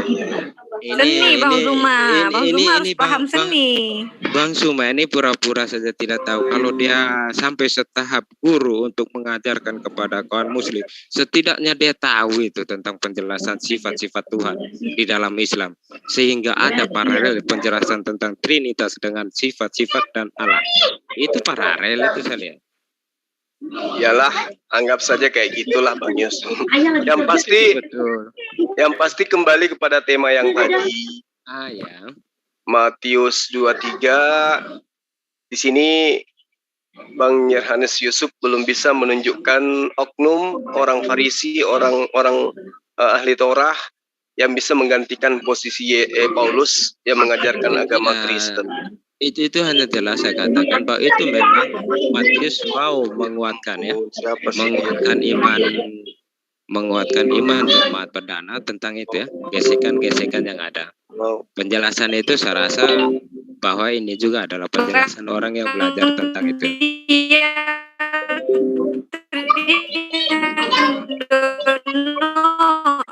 Di mute dulu bentar Bang Yusuf. Ya. Ini ada yang Ini Bang Dia Trihandono, tolong di mute dulu biar nggak mengganggu jalan. Oke, lanjut Bang Yusuf. Mohon. Ya, halo. Oke. Ya, baik. Itu tadi. Ya, jadi ini kan dalil Matius 23 ini yang harus diakui bahwa ini menceritakan tentang ahli Torah dan orang Farisi yang menjelajahi daratan dan mengarungi lautan. Yang jelas dikatakan bahwa dia membentuk sebuah agama, menjadikan pengikutnya orang neraka, dan pengikutnya 2 kali lipat lebih jahat daripada orang Farisi yang dimaksud. Nah, siapa orang Farisi yang dimaksud ini? Maksud saya gitu. Ya, itu yang saya perkenalkan. Inilah pendekatan tentang pengenalan Injil-Injil itu sendiri ya. Bahwa ini yang penjelasannya itu biasanya sama ya. Tetapi mungkin bahasanya berbeda, tetapi sama ini gambarannya. Bahwa Matius ini mau menguatkan tentang ini ya, berbicara tentang bagaimana Yahudi yang betul-betul menekan kekristenan pada waktu itu. Tidak, siapa orang-orang Farisi yang mengarungi lautan? Siapa? Ini istilahnya hanya bagaimana dia nggak bisa gitu Bang. Bukan nggak bisa gitu, memang jangan gitu Bang. Jujurlah sedikit lah. Iya memang jujurnya. Jangan ditutupi lah sesuatu yang tidak baik lah. Bahwa sesuatu sebab yang kamu mengarungi lautan, menjelajah daratan untuk mentobatkan satu orang saja menjadi penganut agamamu, dan sesudah dia bertaubat, kamu menjadikan dia orang neraka yang 2 kali lebih jahat daripada kamu sendiri. Siapa ahli Torah orang Farisi yang mengarungi lautan mengajarkan sebuah agama? Maksudnya seorang yang mengajarkan agama? Iya. Jadi ayat situ sudah dikatakan bahwa penjelasannya seperti itu. Tapi kalau kita bermain logika ya, ini kita jangan bermain logika Bang. Ini orang Farisi yang mengarungi lautan. Ini siapa? Oke, saya jelaskan tentang penjelasan Alkitabiah. Anda tolak, kita mainkan logika. Bukan. Justru saya minta secara Alkitabiah, orang yang mengarungi lautan mengajarkan sebuah konsep agama itu sopo? Iya, itu yang saya katakan bahwa penjelasannya bukan seperti itu. Ini penjelasannya gampang saja bahwa dalam mengamati Injil Matius, di mana dia mau menguatkan iman umat Kristen yang pada waktu itu mendapat tekanan-tekanan dari Yahudi dengan mengutarakan kisah seperti ini. Ini mau mengatakan tentang gitu itu. Ceritanya, ya memang penjelasannya tidak sesuai Bang. ya memang di luar apa kehendak, tapi nggak sesuai karena ini bercerita tentang oknum. Oke, sekarang saya bilang kalau penjelasan ini ditolak, kita mainkan logika. Nah, Oke. yang Anda jelaskan itu adalah logika. Oh, bukan. Yang tadi itu Alhamdulillah. pendekatan Alkitab. Anda Ya, jadi makanya kebetulan bersumber. mengenal. Iya. mengenal pembelajaran ini, tetapi ketika ditolak ya saya coba dengan pendekatan logikanya, mengikuti alur Anda. Oke, ketika Anda mengatakan siapakah tokoh Farisi, ahli Taurat yang ini, apakah Paulus adalah seorang Farisi dan ahli Taurat sebagai pewarta Injil? Ya, jelas. Logika, kita main logika. Bagaimana Iya. seorang Yahudi sebagai pewarta Injil? Jelas tidak? Loh, jelas itu Paulus mengajarkan Injil kan menurut Anda? Karena Yahudi menganggap Kristen adalah sesat. Oleh karena itu harus Paulus memutuskan rantai sebagai Farisi, ahli Taurat. Nah, menjadi berarti Anda Kristen. sudah ngakui. Bukan. Lalu kita siapa ikut yang logika mengarungi penjelasan. lautan mengajarkan tentang kekristenan? Saya tanyakan kepada Anda, siapakah ahli Taurat dan yang dan kaum Farisi? Yang itu yang Anda katakan Paulus. Memangnya Paulus adalah seorang ahli Taurat dan dan ini seorang orang Farisi yang menyebarkan Injil. Dua kontras yang coba kita bicarakan di sini. Iya. Ada Ada kontras itu. ini abang emosi nih, enggak? Tidak. Oh, Ini tidak. kontras ini. Kontras tentang ahli. Ini kita coba bermain logika dari kata-kata ini. Iya. Ketika penjelasan pendekatan Alkitabnya saja ditolak, oke, kita mainkan logika. Nah, siapa orang Farisi? Paulus kan? Bukan, jelas kalau dia seorang Farisi dia tidak mungkin mewartakan Injil. Paulus Mengatakan mengaku dirinya sebagai seorang Farisi. Tapi telah bertobat. Ya. Itu. Saya pun boleh mengaku saya orang Farisi, tetapi saya sudah bertobat. baik secara logika maupun itu pun sudah bisa. Jadi intinya Bang Yohanes Yusuf ingin menutupi jati diri Farisi yang ada pada diri Paulus. Nah, loh, sekarang gini, apakah orang Batak itu ketika dia bertobat sudah nggak lagi jadi orang Batak? Dia tetap akan menjadi orang. Nah, itu dia. Jadi Paulus mau bertobat, mau apapun itu, mau martabak, itu tetap aja dia orang Farisi. Tetapi dalam alur logika ini kita mau memastikan siapa pribadi ini. Jika ini kita bermain logika, jika Anda mau mengatakan pribadi ini ya, kita coba main dengan logika. Kalau seandainya Bang Yohanes Yusuf ini perempuan, udah kucentil dari tadi. Ini udah Ini Bang Juma sama Bang Yusuf. Tadi si Edi keluar-keluar di HMC nantangi Mas Juma, katanya Mas Juma Yusuf dan lain sebagainya. Nggak usah lah teriak-teriak di sana itu Edi. Itu Edi ada di sana. Edi ada di sini sih. Mana Her? Hadir. Ya. Oh, tadi itu saya tunggu, saya janjian sama Julius jam 8.30, kalau di sini baru setengah 9 waktu Makassar. Saya tunggu sampai jam 10 hampir, kok nggak nongol-nongol. Ya udah, saya masuk ke sini, saya sebarkan link ke grup WA. Nah, terjaring lagi Bang Yohanes Yusuf di pulau. Masuklah dia di sini. Belakangan baru mengaku bahwa di tempatnya hujan deras, banyak kilat, banyak petir, sehingga dia nggak berani live kan. Makanya saya ada di sini. Ya karena ini rumahnya Bang Juma kan ya di JCCI gitu loh. Betul. Oke. Assalamualaikum, ada yang bisa saya bantu? Ada kawan saya ini. Mantap. Assalamualaikum. Lanjutkan ronde berikutnya ya. Kalian mau istirahat ini? Pak Yusuf nanti kasih ini ya sama Sansa nanti, tenang aja. Itu bagus. Suatu saat kasihlah dengan siap benar. Oke, terima kasih ya Bang Suma. Lagi ya. Ya, Bang Suma terima kasih ya. Besok kita ketemu. Oke. Mas Yusuf, jangan segan-segan kesini lagi ya. Kita diskusinya asik kok. Bang Yusuf. Iya. Hati-hati di Pulau Patmos ya. Kapan kita makan ke Piayu Laut? Gampang nanti kalau saya sudah sampai di rumah, tapi mungkin tahun depan ya. Jauh kali perjalanannya. Bukan lama kebetulan. Jalan kaki. Enggak. Iya, merangkak sih. Hati-hati ya Oke, Bang ya. kita lanjut, Salam buat kita PT lanjut. Bidadari. Ya, Kita ya. lanjutkan Terima kasih diskusinya. Oh, terima kasih. Ini ada Herdi yang tadi udah teriak-teriak di AMC. Udah ada dua Kristen, ada Tom Apologet juga. Sampai sementara dengan ini aja ya, dengan Mas Herdi dulu. Oke, temanya yang tadi aja ya, kita lanjut. Pulau Patmos itu ya. Oke, dilanjut, silakan Mas Herdi.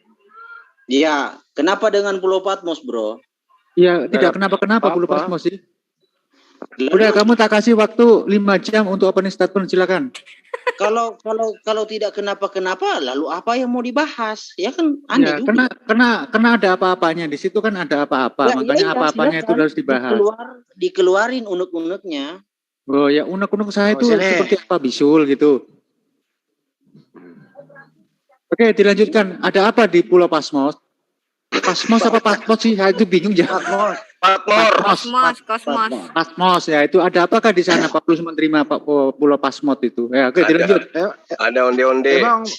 Emang Banjul Silakan. tahu Pulau Patmos di mana? Banjul Saya tahu. dengar kan Pulau Patmos di mana? Paulus menerima suara dari langit dari Yesus itu. Bisa dijelaskan Mas Herdi? Itu bagaimana ceritanya? Kronologinya bagaimana? Kok ujuk-ujuk mak gedebuk ada di Pulau Patmos itu bagaimana ceritanya? Yo, monggo.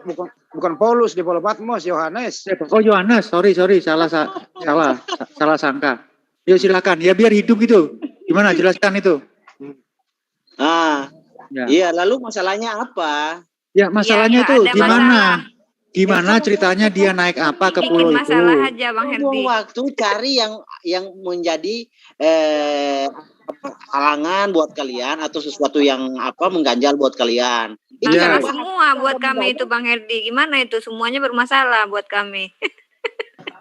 Iya, makanya jelaskan dulu nanti tahu kesalahanmu itu apa. Kalau kamu nggak menjelaskan, kita nggak tahu kesalahanmu. Makanya jelaskan bagaimana ceritanya itu seseorang ada di Pulau Patmos dan menerima sesuatu di sana itu bagaimana cerita dan ceritanya itu di balik cerita itu ada apa ceritanya itu. Yang jelas jangan ucok sama tompel aja yang kamu sebut. Oke, dilanjut.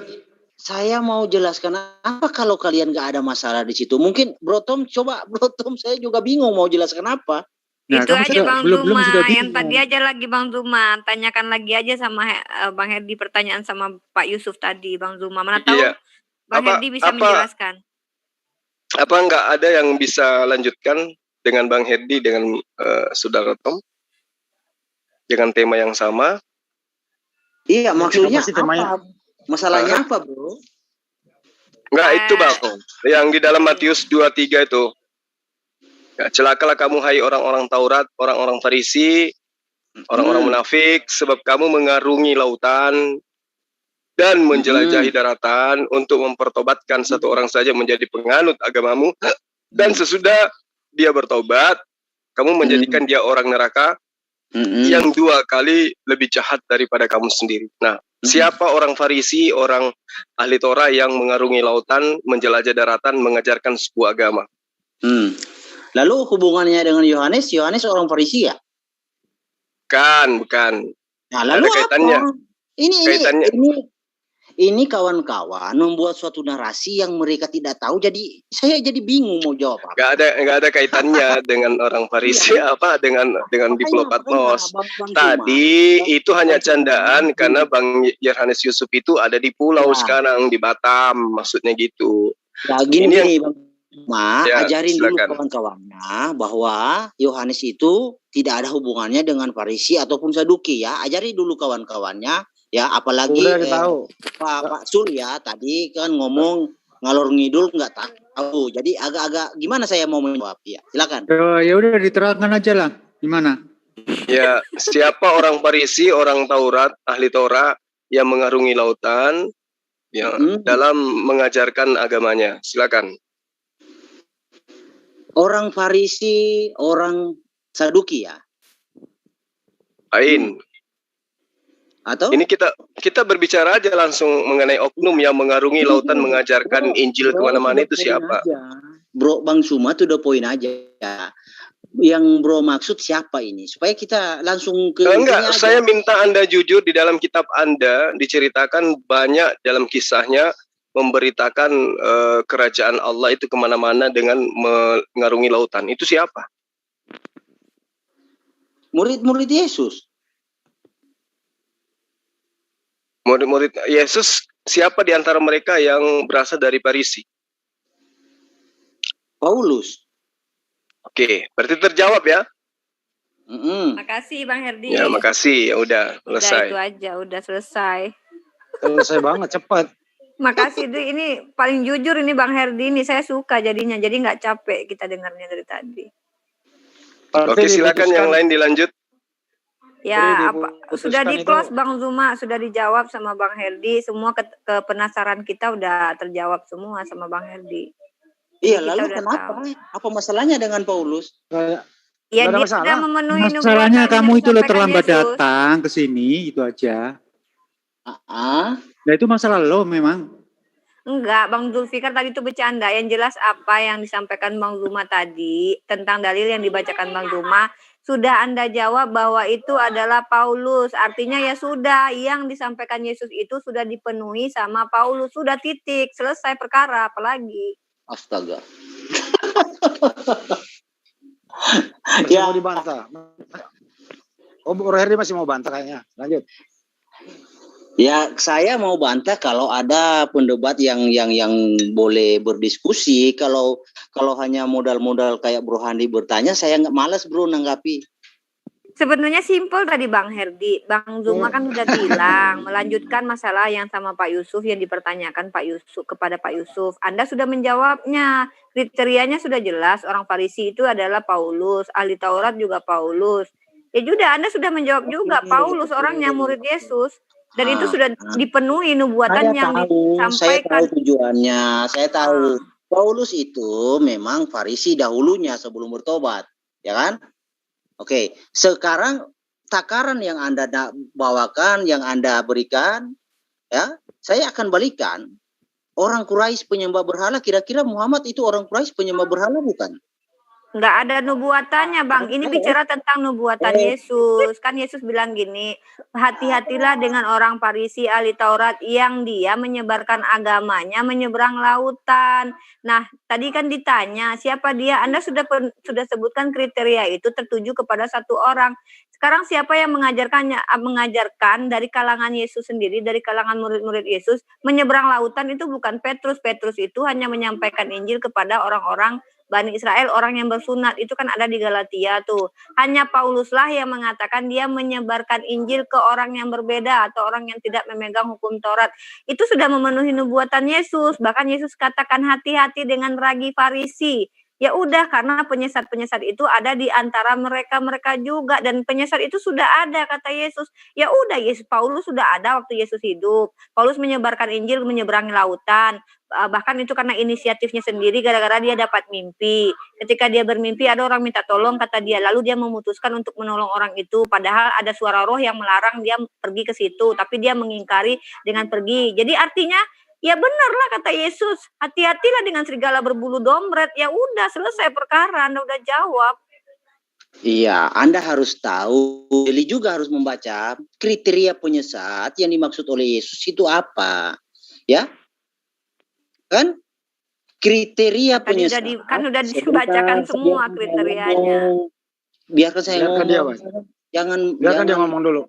Jangan otoriter dong. Silakan Bro. Kriteria penyesat. Jadi gini ya, saya jelaskan ya. Jadi kalau Anda membawa narasi tentang Farisi, bahwa Paulus itu dulunya seorang Farisi yang sebelum bertobat, ya, saya akan bawakan pula narasi yang sama, ya, bahwa Quraisy adalah penyembah berhala. Nah, di dalam Quran atau di dalam hadis tidak ada bukti dalil bahwa Muhammad itu bertobat dari penyembahan berhala. Gak ada dalil. Sekarang gini, Bang Herdi. Coba Anda tunjukkan nubuatan Yesus tentang orang Quraisy. Ini kita berbicara mengenai Lukas, Matius 23. Bukan bercerita tentang di luar daripada itu, gitu loh. Iya, saya mau diskusi dua arah, Bro. Biarkan saya ngomong dulu, Bro, ya. Boleh? Silakan. Oke. Jadi gini ya, Paulus memang awalnya dia adalah seorang Farisi, penganut Farisi ya.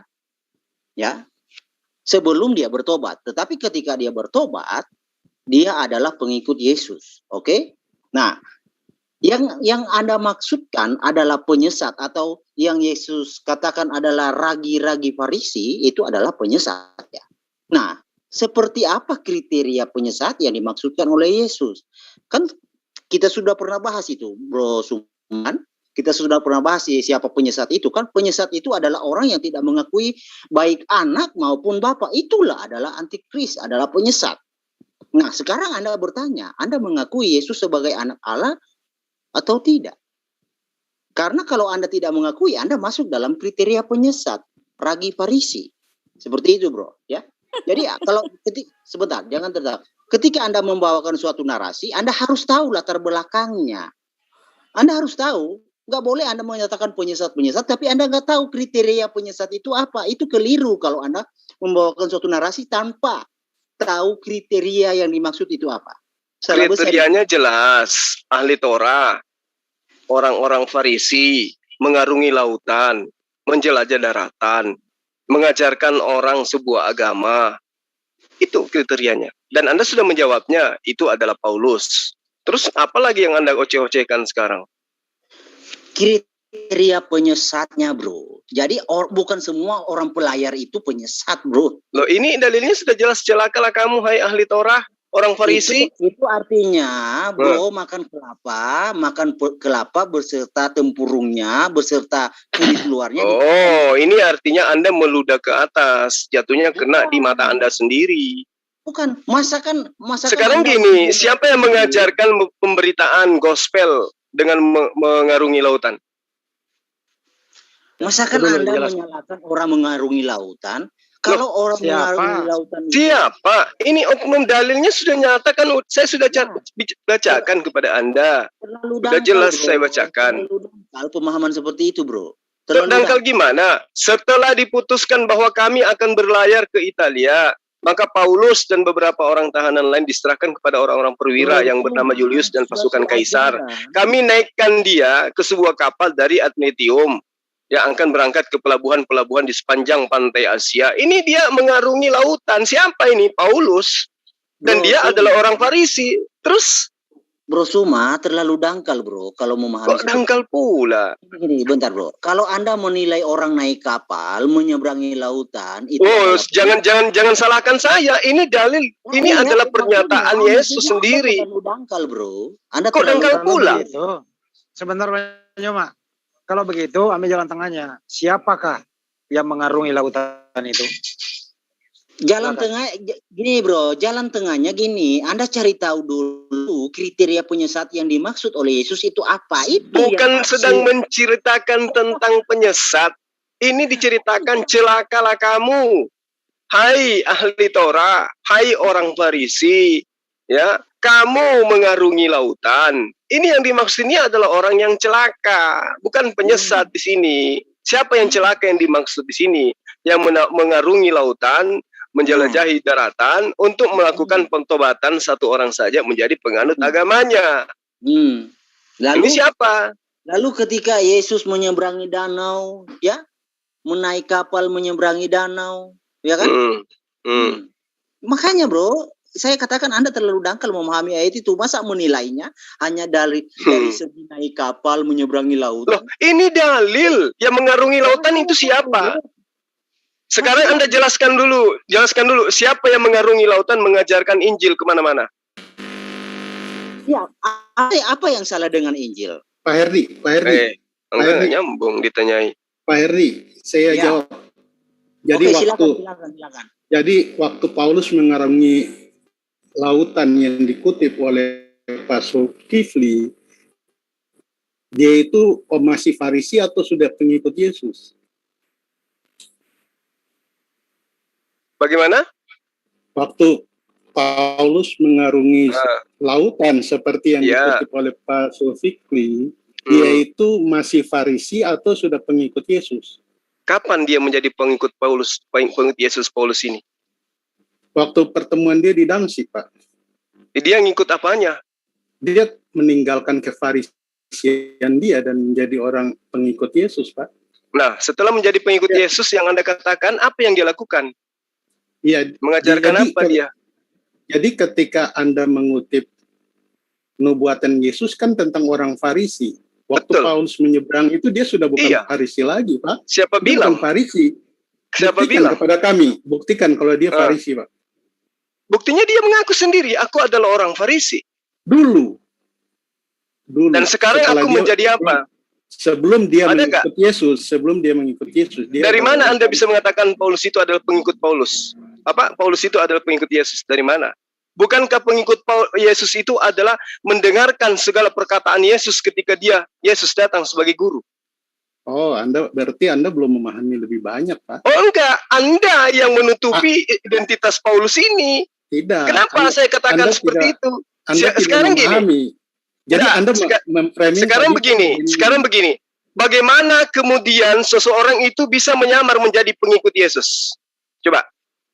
Anda tadi- Bagaimana seseorang itu bisa dikategorikan sebagai orang yang menyembunyikan identitasnya sebagai serigala? Dia menunjukkan dirinya sebagai domba, tapi sebenarnya dia adalah serigala. Bagaimana kemudian perilakunya menurut Anda? Orang Farisi mengaku bertaubat, atau pengikut-pengikut Yesus sendiri yang kemudian menjadi orang Farisi? Yang mana yang benar ini? Logika yang dipakai tadi adalah Yesus mengecam orang Farisi yang menyeberang lautan dan mengajarkan tentang Yudaisme. Itu yang dikutip di dalam kitab Lukas.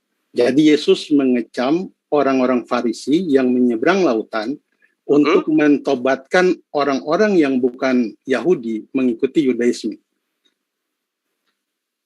Tidak ada mengikuti Yudaisme. Jadi Anda jangan ngarang. Di situ dikatakan. Kok ngarang orang Farisi itu masa menginjili orang yang bukan Farisi untuk menjadi Kristen? Kan nggak mungkin, Pak. Sekarang gini, saya tanya sama Anda. Sekarang saya tanya sama Anda.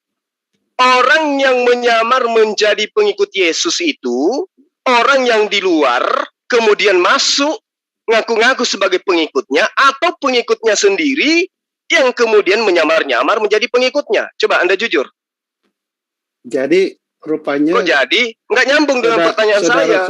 Kok Anda mulai dengan perkataan jadi, itu Anda sudah mau lari dari pertanyaan saya. Nggak nyambung. Saya tanya, yang menyamar menjadi pengikut Yesus, orang di luar pengikutnya, yang memperlihatkan kemudian seakan-akan pengikutnya, atau pengikutnya yang menyamar menjadi pengikutnya. Coba, jujur. Yang menyamar jadi pengikutnya gimana sih, Pak? Logikanya kok nggak nyambung? Ada nggak di ajaran Yesus yang mengatakan akan datang orang menyamar menjadi muridnya? Bro Suma sebut kriteria orang menyamar itu seperti apa supaya bisa dijawab. Iya, nggak ngerti ya. Yang menyamar itu kriterianya apa? Iya, gitu. Kriterianya seperti apa? Kriterianya jelas, serigala menyamar seperti domba. Ya, serigala, tahu serigala. Maksudnya kriterianya seperti apa serigala? Kan serigala. Kalau serigala melakukan sesuatu yang diajarkan, ya kan? Ya, maksudnya Anda harus punya kriteria dong. Serigala berbulu domba itu kriterianya seperti apa? Contohnya begini. Contohnya gini ya, saya kasih contoh. Contohnya Yesus mengajarkan dibaptis. Quran mengatakan terlalu jauh. Terlalu jauh. Anda menutupi wajah Anda. Jangan Anda tutupi wajah Anda dengan pakaian orang. Oke? Saya ingatkan kembali kepada Anda. Kejadian 49 ayat 27. Benyamin adalah serigala yang menerkam. Pada waktu pagi ia memakan makanan mangsanya. Ini saya sudah pernah kuliahkan kepada Anda. Lalu kemudian siapa yang menganut dan mengakui dirinya adalah keturunan Benyamin? Apa maksudnya serigala di situ? Kenapa bro korelasikan dengan serigala berbulu domba, bro? Kejadian 49, bagus. Itu pertanyaan yang sangat bagus. Kejadian 49, dari ayat pertama sampai seterusnya, ayat 28, itu menceritakan tentang nubuatan Yakub terhadap keturunannya, terhadap ke-12 anak-anaknya. Ketika sampai kepada pengajaran tentang anaknya yang bernama Benyamin, dia katakan Benyamin adalah seperti serigala yang menerkam. Pada waktu pagi ia memakan makanan mangsanya, dan pada waktu petang ia membagikan rampasannya. Nah, sekarang kalau kita ingin mencari nubuatan ini, siapa yang menggenapi kemudian? Tentu adalah keturunan Benyamin yang sama seperti serigala. Ini Paulus di dalam Roma 11 ayat 1 dia mengaku sebagai suku Benyamin. Tergenapi tidak? Di situ kan jelas, bro, memakan apa? Bentar. Memakan terkamannya. Iya, di situ kan hanya bahasa perumpamaan. Saya nggak nyangka. Ini nubuatan. Ini nubuatan. Kalau Anda mengatakan pada waktu pagi ia memakan makanan mangsanya, ini Anda jadikan sebagai perumpamaan, betul. Memang betul. Jadi orang-orang ini akan membumi hanguskan pengikut-pengikut pengikut Yesus, lalu kemudian setelah itu dia di malam hari dia membagikan rampasannya. Nggak nyambung, Pak. Oke, kalau saya tidak nyambung, sekarang Anda jelaskan kepada saya, Kejadian 49:27 itu maksudnya seperti apa? Silakan. Itu adalah ciri dari masing-masing anak Yakub. Nah, bagus. Ciri anak Yakub dari Benyamin itu seperti apa? Yang Anda harus gali kan itu. Apa yang dimaksud dengan menerkam mangsanya? Nah, jangan Anda lari menutupi diri Anda. Di situ Benyamin disebut sebagai apa? Seperti apa dia? Masalahnya kan waktu itu saya sudah tanya Pak Zulkifli, apakah Anda menguasai tafsir Alkitab? Anda kan tidak menguasai.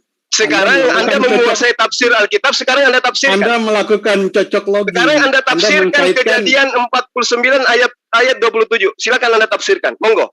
Mana? Benjamin adalah serigala. Apa yang dimaksud serigala di situ? Ya, silakan Anda tafsirkan. Dia itu orang-orang Benjamin itu orang-orang yang sangat penakluk. Mereka adalah orang penakluk. Kalau Anda membaca tentang suku Benjamin, mereka mahir dalam memainkan umbai. Mereka punya ciri. Nah itu mereka. Jadi kalau Anda mengkaitkan serigala dengan hanya Paulus dan kemudian memakai istilah serigala berbulu domba, itu Anda melakukan exegesis. Anda memaksakan ide Anda terhadap Alkitab. Ini namanya perkosaan terhadap Alkitab. Jadi apa yang Anda ingin sampaikan dengan kalimat pada waktu pagi ia memakan makanan mangsanya? Tidak ada hubungan. Oke, nggak ada hubungan. Oke, nggak ada hubungan. Sekarang Anda gunakan ilmu Anda sehebat mungkin. Apa yang Anda ingin jabarkan dengan kalimat pada waktu pagi ia sang serigala ini memakan makanannya dan memakan mangsanya. Yes.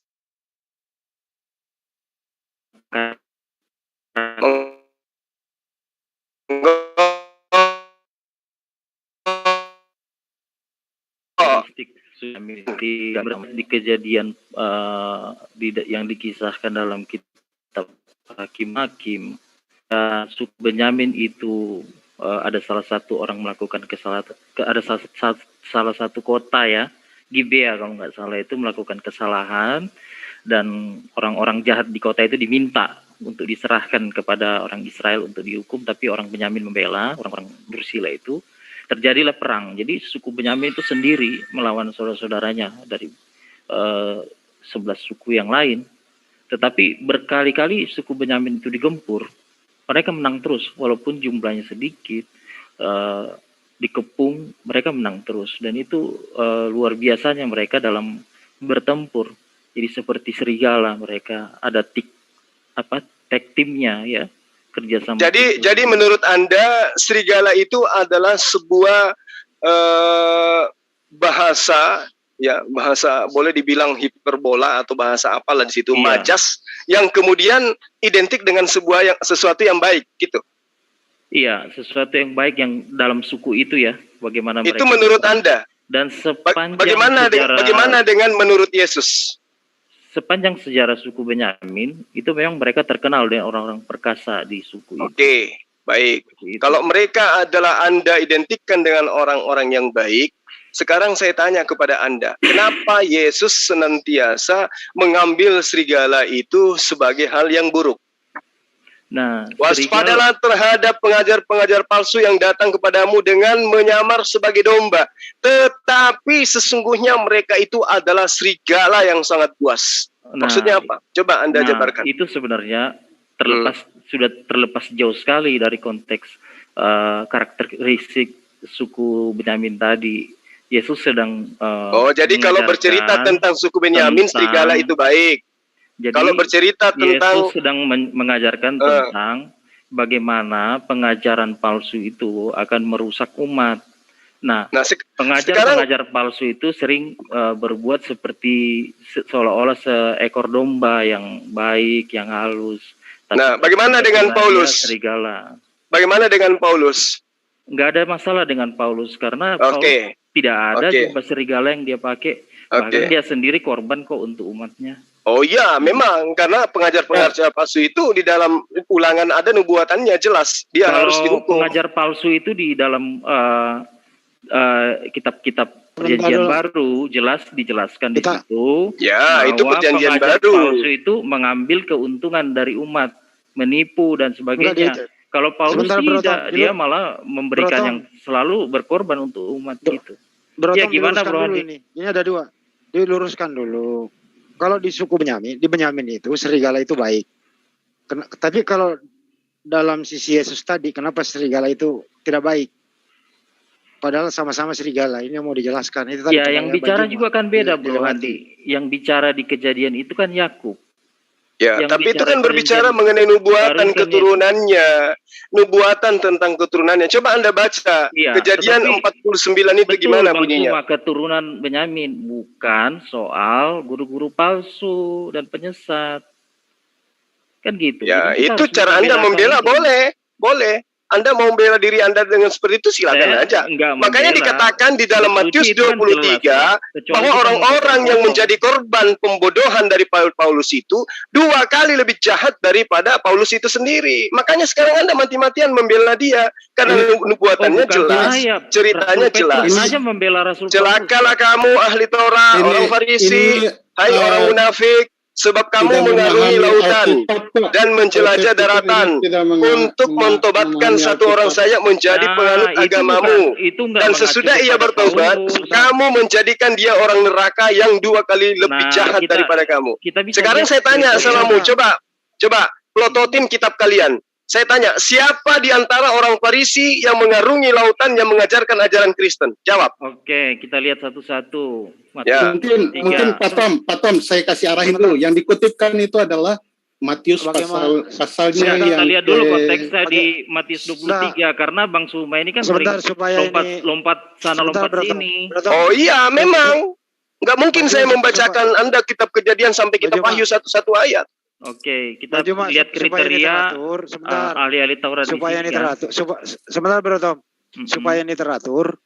Ya, supaya ini teratur. Nanti Bro Tom pakai 5 menit, berdua boleh, Banjul pakai. Saya sama Bang Zuma dong nanti. Berdua. Oke, 2 lawan 2 aja deh kalau begitu ya. Oke. Saya bicarakan soal Matius 23 sekarang. Ada timer nggak nih? Ada timer nggak? Biar teratur lah supaya nanti nggak saling tumpang tindih begitu. Saya juga mau belajar nih di sini nih. Seru ini. Topiknya adalah siapakah serigala berbulu berapa menit Bang? Aku pindah sini Bang, bentar satu. Yang kita bahas ini Matius 23 kan? Kita mau tahu siapa ahli Taurat yang dimaksud di situ kan? Oke, baik. Jadi siapakah ahli Taurat ya? Oke, baik. Iya Banyuma ya? Ya, betul. Siapa ahli Taurat dan orang Farisi yang mengarungi lautan mengajarkan sebuah agama? Di ayat 23. Oke, saya buka dulu sebentar. Bang Ian sudah siap timer? Oke, baik. Selamat malam. Assalamualaikum warahmatullahi wabarakatuh. Siapkan timer 5 menit. Topiknya adalah siapakah ahli Taurat yang mengarungi lautan? Oke, kita lihat. Maka berkatalah Pembicara Yesus. Pembicara kita ada Bro Tom, Bro David, dan Ustadz Juma dan Ibu Ripa. Untuk pertama, silakan Bro Tom, monggo. 5 menit dipergunakan. Oke, kalau kita mau lihat apa yang dimaksud perikop ini, kita harus lihat satu persatu ayatnya. Ayat 23, pasal 23 dikatakan, maka berkatalah Yesus. Ayat 2, ahli-ahli Taurat dan orang Farisi telah menduduki kursi Musa. Kursi Musa, apakah Paulus menduduki kursi Musa? Tidak. Sebab itu turutilah dan lakukan segala sesuatu yang mereka ajarkan kepadamu, tetapi janganlah kamu turuti perbuatan mereka. Karena mereka mengajarkannya tetapi tidak melakukannya. Paulus mengajar tapi melakukan. Mereka mengikat beban berat lalu meletakkan di atas bahu orang, tetapi mereka tidak mau menyentuhnya. Paulus tidak begitu. Semua pekerjaan yang mereka lakukan hanya dimaksud supaya dilihat orang. Mereka memakai tali sembahyang lebar dan jumpa yang panjang. Mereka suka duduk tempat terhormat. Paulus tidak begitu. Yesus juga mengajarkan kalau kamu masuk satu pesta, duduk paling belakang, nanti dipanggil ke depan. Ya, lebih bagus kamu langsung yang punya rumah yang kasih kamu tempat terhormat daripada kamu cari-cari tempat terhormat. Ya kan? Berdoa juga begitu di pasar, di jalan, ya kan? Rabi seperti itu. Paulus tidak begitu. Yesus juga mengajarkan tidak begitu. Nah, janganlah pula kamu disebut pemimpin karena hanya satu pemimpinmu, yaitu Mesias. Nah, pemimpinnya siapa? Yesus, Mesias. Barang siapa terbesar di kamu, berhendaklah menjadi pelayanmu. Yesus melakukan itu dan murid-muridnya. Paulus pun begitu.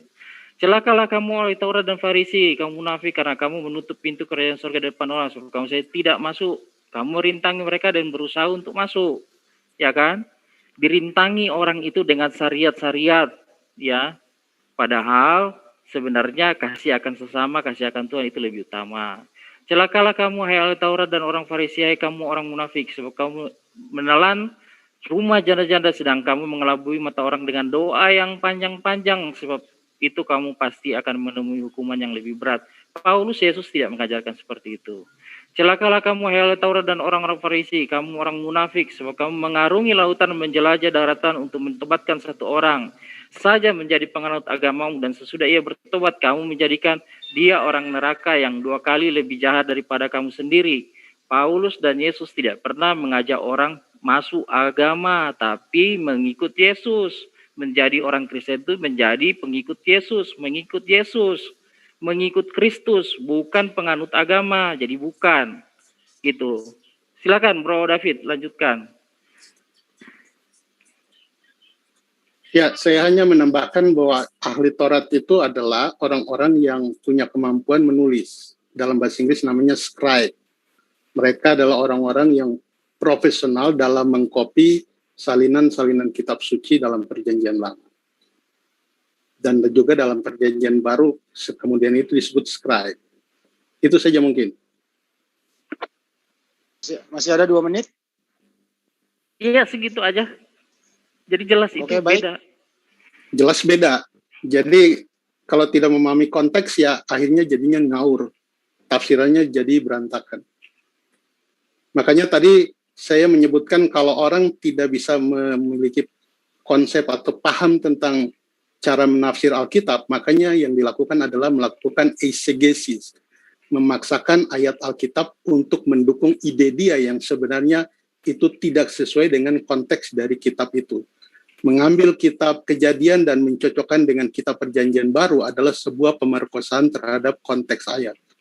Dan ini seringkali kami temui di antara orang-orang yang tidak memahami cara menafsir Alkitab. Dan mereka berusaha melakukan eisegesis untuk mendukung ide mereka. Ini adalah sebuah yang disebut sebagai hermeneutika falasi atau kekeliruan di dalam menafsir Alkitab. Dan ketika ini dipakai, maka mereka akan kabur dari pemahaman terhadap Alkitab itu sendiri. Mereka akan tidak memahami Alkitab yang mereka kutip sendiri atau mereka pakai sebagai dasar dalil karena mereka tidak menguasai hermeneutika dari sebuah kitab suci. Terima kasih. Oke, selesai untuk berdua, Bro Tom dan Bro David. Silakan waktunya 5 menit untuk Bang Joma, silakan Bang Joma. Ya, mungkin Adin dari Iva dulu. Oke, baik. Terima kasih paparannya. Saya hanya langsung saja ya, langsung ini aja saya bacakan ayatnya saja. Kita baca dulu nubuatan nabi palsu menurut Matius 7:15. Waspadalah terhadap nabi-nabi palsu yang datang kepadamu dengan menyamar seperti domba. Artinya domba ini tadinya bukan domba, melainkan dia adalah serigala. Artinya tahu ya, orang-orang yang memiliki perilaku yang sangat jahat, dia menyamar, berubah menjadi domba seolah-olah dia jadi baik. Dan siapakah yang berhak memenuhi nubuatan ini pasti kita sudah tahu ya, karena Paulus sendiri adalah orang yang menganiaya murid-murid Yesus, dan dia adalah orang yang sangat jahat, bahkan membunuh Stefanus. Dan dia juga orang Farisi, tidak bisa dinafikan hal itu itu dia juga ahli Taurat dan dia mengaku hal itu ketika dia hendak dihukum. Dia mengaku, saya kan orang Farisi juga gitu. Artinya dia masih mengakui bahwa dia orang Farisi ketika di pengadilan. Lalu di Matius 7:16, dari buahnya lah kamu akan mengenal mereka. Dapatkah orang memetik buah anggur dari semak duri atau buah ara dari rumpun duri? Apakah ada nabi-nabi dari Bani Israel yang diangkat oleh Tuhan dari seorang penjahat? Saya rasa tidak ada ya, karena Nuh pun bahkan dilihat Tuhan, diselamatkan karena hidupnya baik menurut Tuhan. Matius 7:17, demikianlah setiap pohon yang baik menghasilkan buah yang baik, sedang pohon yang tidak baik menghasilkan buah yang tidak baik. Paulus adalah orang yang sangat jahat dan pembunuh, itu nyata fakta yang tidak bisa dibantah.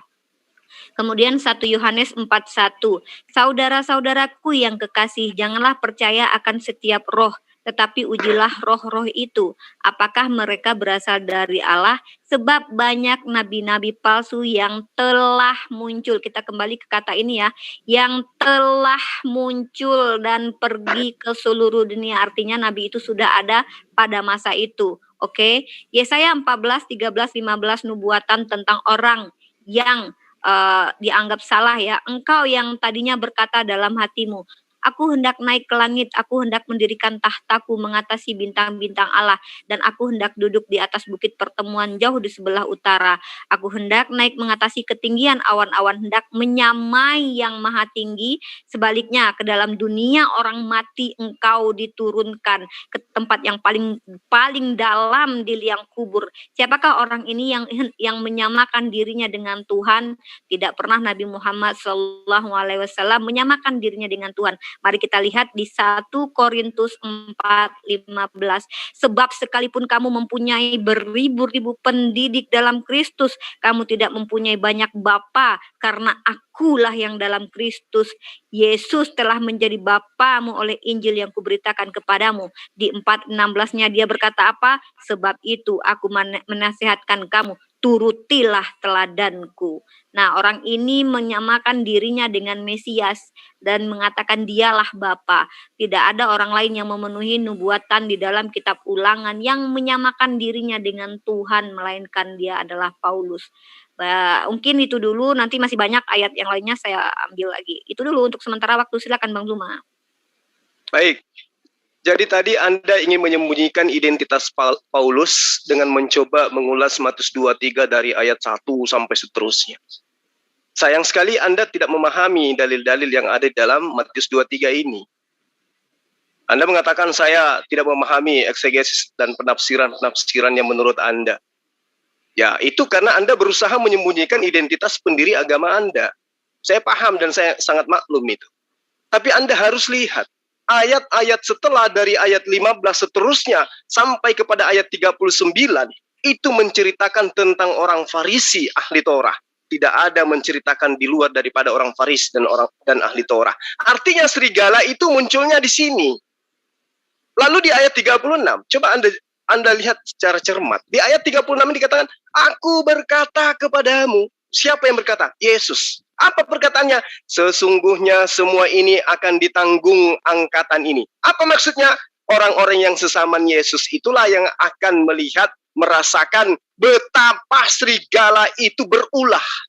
Angkatan ini yang akan menanggung apa yang terjadi pada cerita-cerita Yesus dari Matius 23 ini. Lalu kemudian, kalau Anda jeli, lanjut ke ayat terakhir 39. Dan aku berkata kepadamu, mulai sekarang kamu tidak akan melihat aku lagi, hingga kamu berkata, diberkatilah dia yang datang dalam nama Tuhan. Siapa yang diberkati? Siapa yang diselawatkan? Habis ya? Waktunya habis. Kok bisa? Jangan dimainkan, waktunya habis. Di sini masih ada, Bang. Ya. Jadi, siapa yang diberkati? Siapa yang diselawatkan? Siapa yang Anda hinakan karena diselawatkan, karena diberkati? Ayo, yang jujur. Jangan ketika giliran diberkatilah dia dalam nama Tuhan, Anda mau ngemis bahwa itu adalah Yesus. Tapi yang dituduh, diselawatkan, didoakan, tidak selamat. Katanya Rasulullah Muhammad SAW. Di sini di ayat 39, saya tekankan kembali lagi. Aku berkata kepadamu, mulai sekarang kamu tidak akan melihat aku lagi. Emang betul. Hingga kamu berkata, diberkatilah dia yang datang dalam nama Tuhan. Kalau dikatakan Yesus yang diberkati di sini, berarti ada Tuhan yang diberkati, ada Tuhan yang didoakan, ada Tuhan yang diselawatkan. Tapi yang benar, silakan Anda jawab sendiri. Kembali kepada ayat 15, siapa orang Farisi yang nyebrang, ya, mengarungi lautan, mengajarkan sebuah konsep ajaran. Silakan. Oke. Waktunya habis. Silakan Broton sama Pak David, dipergunakan 5 menit. Tadi ditambah 1 menit ya, waktunya Bang Suma ya. Jadi begini. Iya, nggak apa-apa. Penjelasan dari Bu Rifa bahwa Paulus mengaku ketika dia ditangkap dia mengaku orang Yahudi supaya dibebaskan, itu salah. Ya, kalau dalam Kisah Rasul, ya Kisah Rasul 14 itu 16 ya. Kisah Rasul 16 ayat 13 sampai 40 itu bisa dibaca sendiri ya, Kisah Rasul 16 ayat. Itu kisah di Paulus di Filipi ketika dia ditangkap dari Filipi. Jadi dia udah disesah, dihukum. Nah, Paulus bilang, saya ini warga negara Rom.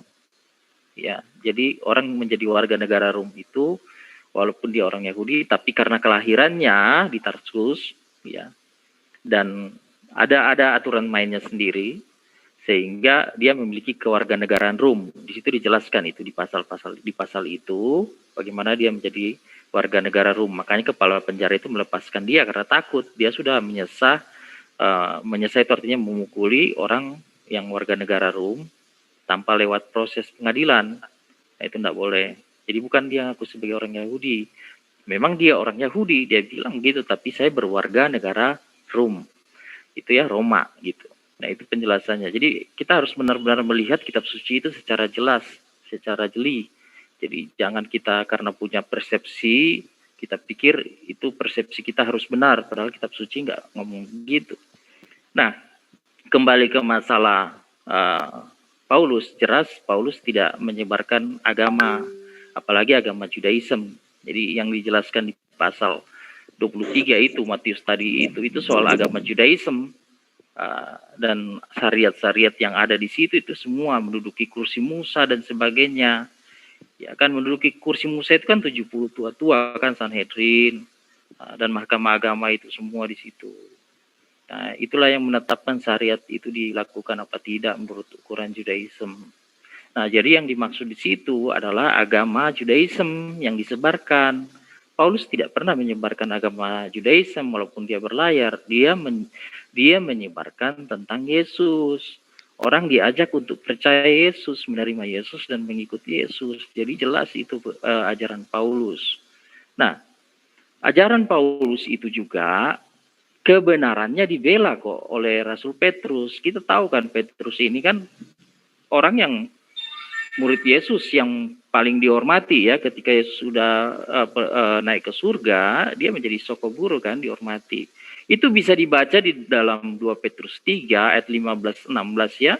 Anggaplah kesabaran Tuhan kita sebagai kesempatan bagimu untuk beroleh selamat, seperti juga Paulus saudara kita yang kasih telah menulis kepada kamu menurut hikmat yang dikaruniakan kepadanya. Jadi ajaran Paulus itu ya berasal dari Tuhan, hikmat yang dikaruniakan kepadanya. Hal ini dibuatnya dalam semua suratnya. Apabila ia berbicara tentang perkara ini, dalam surat-suratnya itu ada hal-hal yang sukar dipahami, Bang Suma dan kawan-kawan, ada banyak yang sukar dipahami. Sehingga orang-orang yang tidak memahaminya dan yang tidak teguh imannya, memutarbalikkannya menjadi kebinasaan mereka sendiri, sama seperti juga mereka buat dengan tulisan-tulisan yang lain. Jadi kita pahami dulu baru kita bisa sampaikan ke orang, jangan sampai kita salah. Itu berakibat fatal. Nah, anggaplah sebagai kemurahan Tuhan, walaupun kita banyak-banyak salah dalam menceritakan tentang Rasul Paulus ini, ya itu sebagai kesempatan buat kita itu untuk memperbaiki ke depannya. Jadi ajaran Paulus tidak ada bertentangan dengan ajaran Yesus. Rasul Petrus sendiri membelanya. Demikian. Silakan, Bang David. Ya, saya mengomentari apa yang disampaikan oleh Mbak Rifa. Mbak Rifa mengutip Matius pasalnya yang ke-7 ayat 15. Nah, di situ Mbak Rifa lupa, tidak memahami ayat itu. Ayat 15 mengatakan, Yesus mengatakan waspadalah terhadap nabi-nabi palsu. Saya ulangi lagi, penekanannya terhadap nabi palsu. apakah Paulus seorang nabi? Paulus bukan seorang nabi.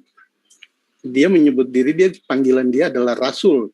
Jadi dengan menggunakan ayat ini untuk menyerang Paulus, itu sudah sebuah kesalahan yang sangat fatal. Karena tidak ada.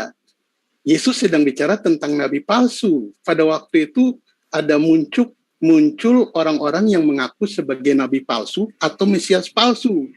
Nah, Yesus sedang mengecam atau memberitahu kepada para pengikutnya, hati-hati terhadap nabi palsu yang menyamar masuk dalam kumpulan pengikut Yesus dengan berusaha mengelabuhi atau memutarbalikan apa yang diajarkan oleh Yesus tentang kerajaan Allah. Jadi dari sini saja sudah kelihatannya tidak menguasai konteks. Ketika tidak menguasai konteks, yang terjadi adalah melakukan eisegesis. Nah, eisegesis ini yang berbahaya. Dan ketika kita lihat konteks nabi palsu, kenapa larinya kepada Paulus yang bukan seorang nabi? Itu kan salah konteks. Jadi mungkin perlu saran saya perlu mendalami dulu lah sebelum menggunakan ayat Alkitab, sehingga tidak dibilang sebagai seorang eisegesis, bukan exegesis. Terima kasih. Oke, waktu habis. Sebelum dilanjut, menurut Pak David, nabi dan rasul beda ya Pak David? Beda, Pak. Oke, baik. Bang Andi, 6 menit aja ya. Iya, 6 menit. Tadi 6 menit juga, nggak apa-apa. Iya. Diganti dulu jadi 6 menit. Oke, Bang Juma dan Bu Rifa silakan berbagi. Monggo. Baik. Jadi kalau Anda mengatakan bahwa Paulus itu bukan nabi, satu, saya hanya ingin mengatakan kepada Anda, kalau dia bukan nabi, berarti tulisannya ini apa? Karena Allah hanya memperlihatkan diri, menyatakan diri kepada seorang nabi. Tuhan itu menyatakan diri hanya kepada seorang nabi. Berarti kalau Paulus menuliskan sesuatu yang Anda jadikan sebagai pedoman dalam hidup keberagaman Anda dan ternyata tulisannya bukan tulisan seorang nabi, maka kitab Anda sama dengan kitab buku Tatang Sutarma. Itu satu. Kedua, buku saya itu Kedua, di dalam Kisah Para Rasul 13 jelas kok Saulus di situ disebut sebagai nabi. Tolong dicatat supaya kedepannya jangan diulang kalimat Anda tadi yang mengatakan bahwa Saulus itu bukan nabi. Kisah Para Rasul 13 ayat 1 jelas di situ. Paulus yang mendirikan agama Kristen itu jelas adalah seorang nabi dan dia adalah juga seorang pengajar. Catat, camkan, jangan sampai Anda lupa. Lalu kemudian ketika tadi siapa yang teman yang pertama mengatakan bahwa Petrus meneguhkan, tunggu dulu. Andai saja Hairil Anwar hidup pada masa itu, lalu kemudian dia menuliskan sebuah kalimat seperti atau kitab karya tulis seperti ini, Anda pun akan mengatakan bahwa dia adalah murid Yesus. Entah itu Anda mengatakan murid yang ke-70 dan seterusnya dan seterusnya. Termasuk 1 Petrus, 2 Petrus ini Anda katakan itu adalah tulisan Petrus murid Yesus. Coba Anda lihat Kisah Para Rasul 4 ayat 13. Apa yang terjadi pada saat persidangan di situ? Ya, ketika sidang itu melihat keberanian Petrus dan Yohanes dan mengetahui bahwa keduanya ini adalah orang biasa yang tidak terpelajar. Kalau orang biasa yang tidak terpelajar berarti tidak berpendidikan. Kalau orang tidak berpendidikan berarti identik dengan, ya boleh dibilang, ya orang bodoh. Kalau di terjemahan 2008 jelas, di situ dikatakan mereka tidak berpendidikan dan bodoh. Lalu kemudian ketika kita melihat secara jeli, tulisan Petrus, 1 Petrus, 2 Petrus, ya, ini sangat nyata, seperti yang saya terangkan tadi. Isi daripada surat Petrus ini jelas, ini merupakan ide-ide, gagasan dari Paulus itu sendiri. Karena gaya penulisannya mirip dengan Paulus.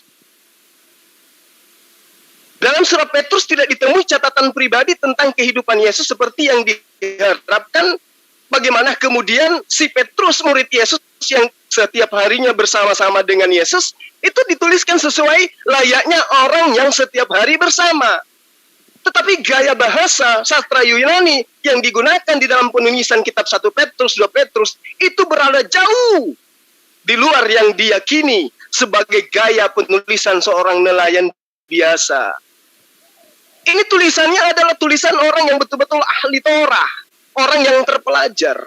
Jenis bahasa Yunani yang digunakan dalam 1 Petrus, 2 Petrus, jelas pengarangnya terlahir sebagai orang yang Yunani dan saya dapat pastikan bahwa maksud saya bukan orang Yunani, dan saya dapat pastikan bahwa penyelesaian beberapa pendidikan yang dia lakukan mencerminkan kepada tulisannya itu sendiri. Berarti bukan Petrus yang menulis 1 Petrus itu.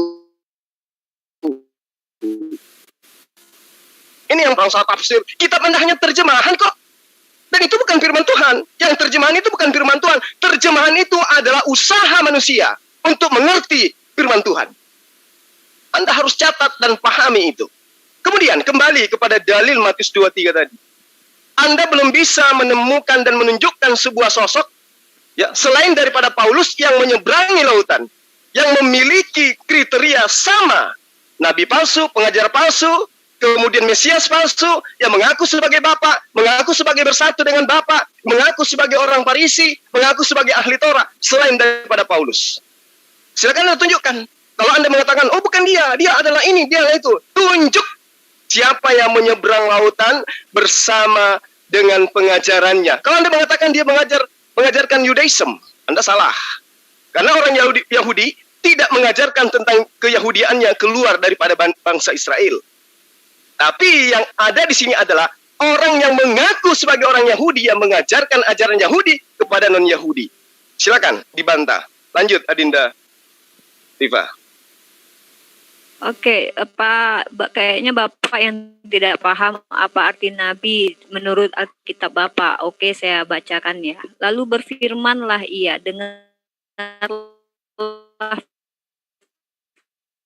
firmanku, Tuhan menyatakan diriku kepadanya dalam penglihatan, aku berbicara dengan dia dalam mimpi. Artinya ada orang yang mengaku bertemu dengan Tuhan, entah itu dalam mimpi, entah itu dalam apa, segala macam, seperti pengakuan Paulus, maka dengan secara tidak langsung dia sudah mengakui bahwa dirinya adalah Nabi. Itu menurut Bilangan 12 ayat 6, Pak. Jadi Bapak tidak bisa membantah Paulus mengaku sebagai seorang Nabi, walaupun kata kalian dia adalah Rasul. Dan Rasul itu adalah bahasa Arab ya Pak ya, yang diambil dari Al-Quran. Tidak ada di dalam bahasa Yunani itu adalah Rasul. Nah, lalu kemudian Bapak bilang tadi Paulus tidak pernah bertentangan dengan Yesus. Di mana orang Paulus saja membatalkan hukum Taurat, kok sementara Yesus menjalankan hukum Taurat bukan membatalkannya kok, sementara Paulus nyata-nyata dialah yang membatalkan hukum Torah. Lalu Bapak bilang Petrus meredoi kehadiran Paulus. Jangan salah, setelah mereka melihat bahwa kepadaku telah dipercayakan pemberitaan Injil untuk orang-orang tak bersunat. Ingat ya, hanya Paulus Pak yang memberitakan Injil kepada orang tak bersunat, sama seperti kepada Petrus untuk orang-orang bersunat. Artinya apa? Jelas di ayat ini Petrus itu tidak pernah memberitakan Injil kepada orang tidak bersunat. Oke, makasih ya Bu Ripa, waktunya habis.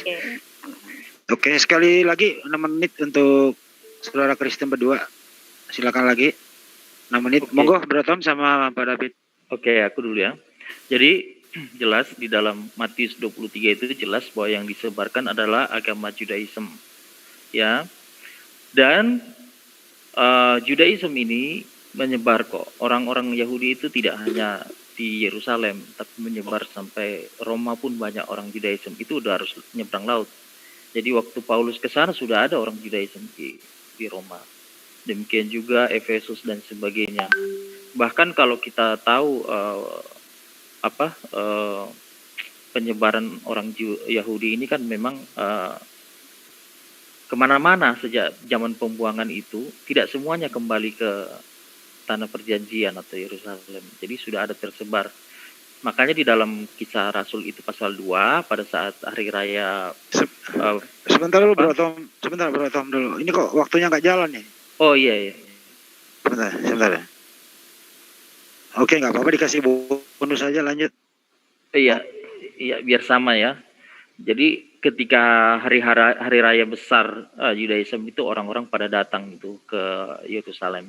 Nah, kita tahu Cornelius itu juga orang Yunani, bukan orang Israel. Dia perwira yang menganut agama Judaism.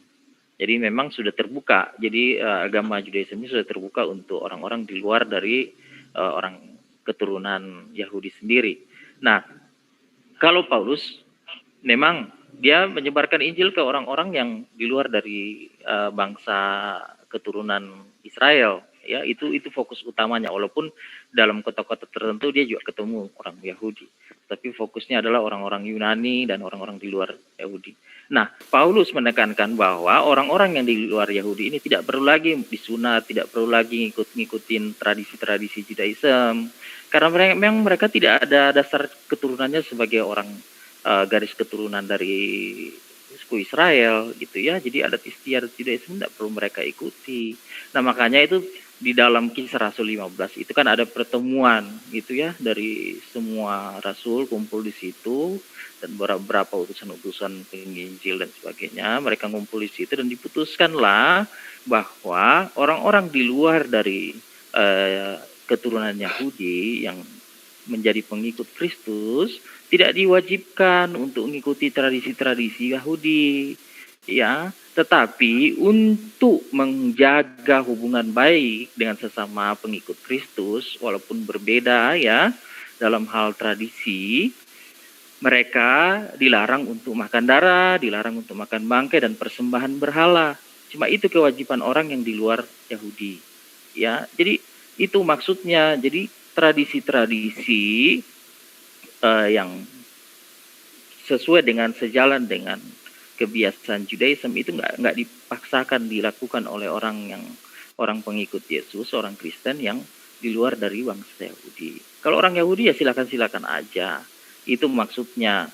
Jadi misalnya saya orang Batak, ya saya sebagai orang Kristen tidak harus ngikutin tradisi Yahudi, tetapi prinsip kebenarannya adalah mengasihi sesama dan mengasihi Tuhan, itu harus yang utama itu. Dan tidak boleh makan lagi persembahan berhala dan sebagainya yang sudah diatur dalam Kisah 15. Jadi itu seperti itu yang ditekankan. Nah, orang bertobat jadi pengikut Kristen, dulu dia penjahat, dulu Paulus kan ini penganiaya orang Kristen, bertobat jadi pengikut Yesus.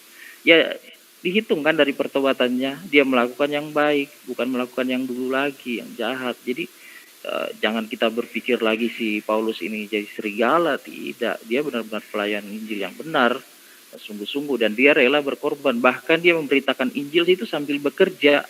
Jadi dia bekerja sendiri untuk mencukupi kehidupannya.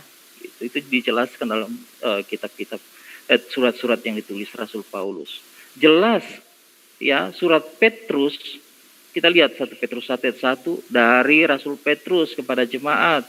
Itu 2 Petrus 1 juga dijelaskan siapa penulisnya, Petrus. Nah, benar sekali Petrus tidak mengikuti pendidikan ala rabi-rabi ya, ala tradisi Yahudi di sekolah rabi, enggak, tapi dia 3,5 tahun diajar oleh Yesus. Yesus umur 12 tahun aja berdebat dengan ahli-ahli Taurat di sinagog.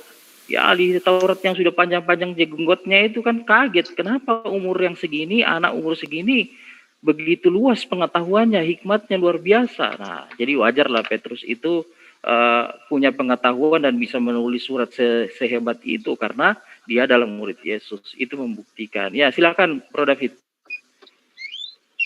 Ya, tadi yang dikutip oleh Pak Zuma bahwa Kisah Para Rasul 13 itu ayatnya yang ke-1 disebutkan bahwa Paulus adalah nabi. Silakan aja Pak Zuma cari statement Paulus kalau dia mengatakan saya adalah nabi.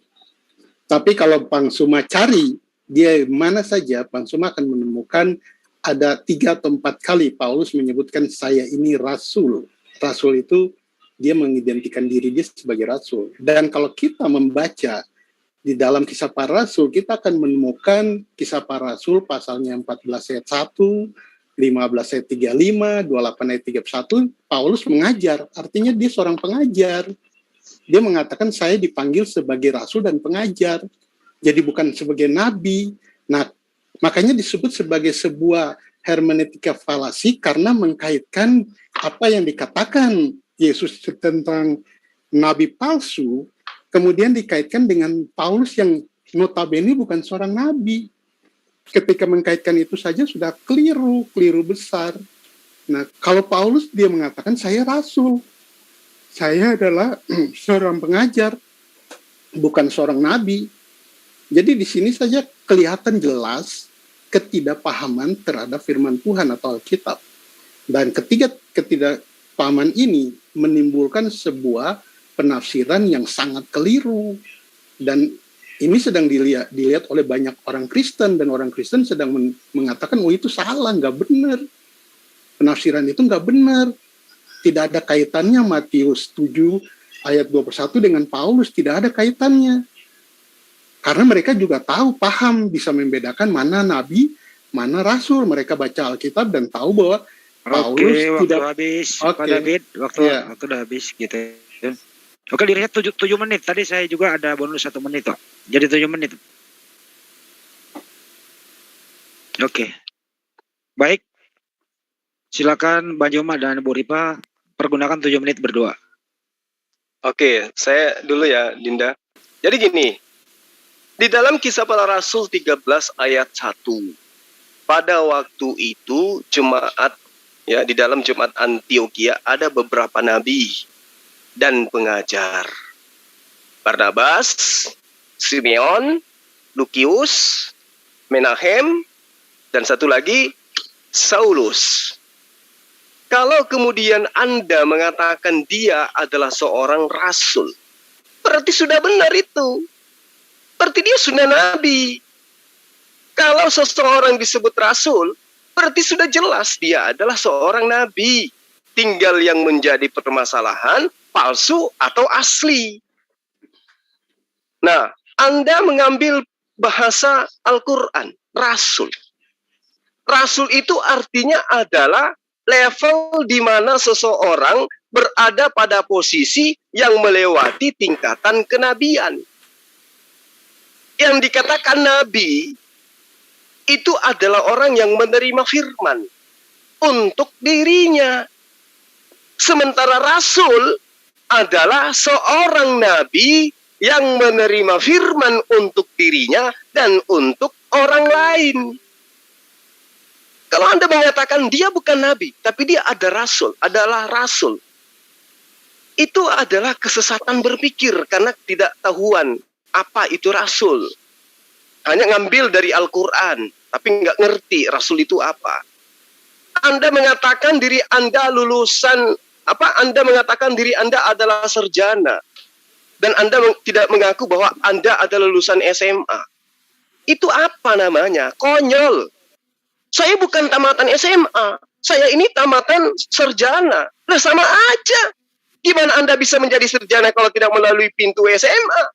Nah, begitulah rasul. Ketika Anda mendudukkan Paulus itu menjadi rasul, maka mau tidak mau, suka tidak suka, ikhlas ataupun tidak, dia telah melalui pintu kenabian.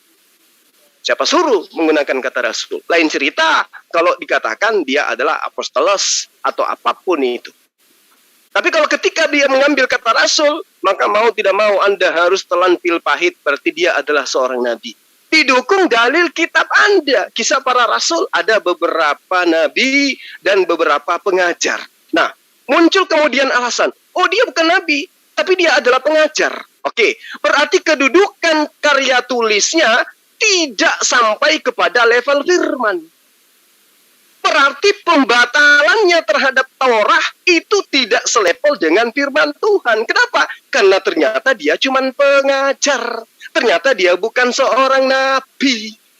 Kalau bukan seorang nabi, maka tidak pantas tulisannya dijadikan sebagai kitab suci. Sementara yang mengajarkan kalian untuk meninggalkan hukum Tuhan, yang kemudian Anda sebut lagi dengan sebutan adat, padahal itu adalah hukum Tuhan yang nyata diajarkan oleh Tuhan kepada Bani Israel, Anda katakan adat istiadat, ya, itu batal. Karena ternyata Paulus itu bukan seorang nabi. Dia hanya pengajar, sama dengan Umar Bakri. Karya tulisnya Umar Bakri yang adalah guru bukan firman Tuhan, tetapi hanya karya tulis bebas. Ya, itu yang Anda harus pahami. Ya, kalau Anda mengklaim bahwa Paulus itu bukan nabi tapi rasul, saya sudah ajarkan, rasul itu adalah level yang lebih tinggi daripada kenabian. Kalau Anda mengatakan dia adalah pengajar, berarti silakan tinggalkan kitab tulisan-tulisan Paulus. Ternyata tulisannya bukan firman Tuhan, tapi hanya karya tulis biasa. Silakan Adinda Rifa. Oke, bentar ya. Saya jawab pakai dalil aja lah. Malas bertele-tele. Baik, buat Pak David dan Pak Jose. Muara sebenarnya kenapa kami lebih mematokkan bahwa Pauluslah yang dimaksud oleh Yesus itu sebenarnya hasil buah perbuatan dia sendiri sebenarnya. Kalau kita baca di dalam kitab Mazmur 89:34, Tuhan mengatakan ya, ini Tuhan yang berkata ya, aku tidak akan melanggar perjanjianku dan apa yang keluar dari bibirku tidak akan kuubah.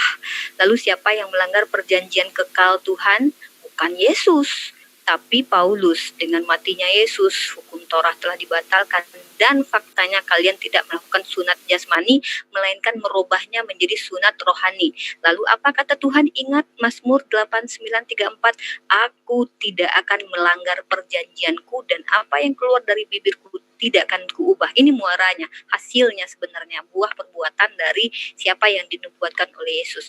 Lalu di dalam kitab Yesaya 66:17, mereka yang menguduskan dan mentahirkan dirinya untuk taman-taman dewa dengan mengikuti seorang yang ada di tengah-tengahnya, yang memakan daging babi dan binatang-binatang jijik serta tikus, mereka semuanya akan lenyap sekaligus. Demikianlah firman Tuhan. Dan juga Tuhan di dalam kitab Mazmur sangat membenci orang yang berdusta.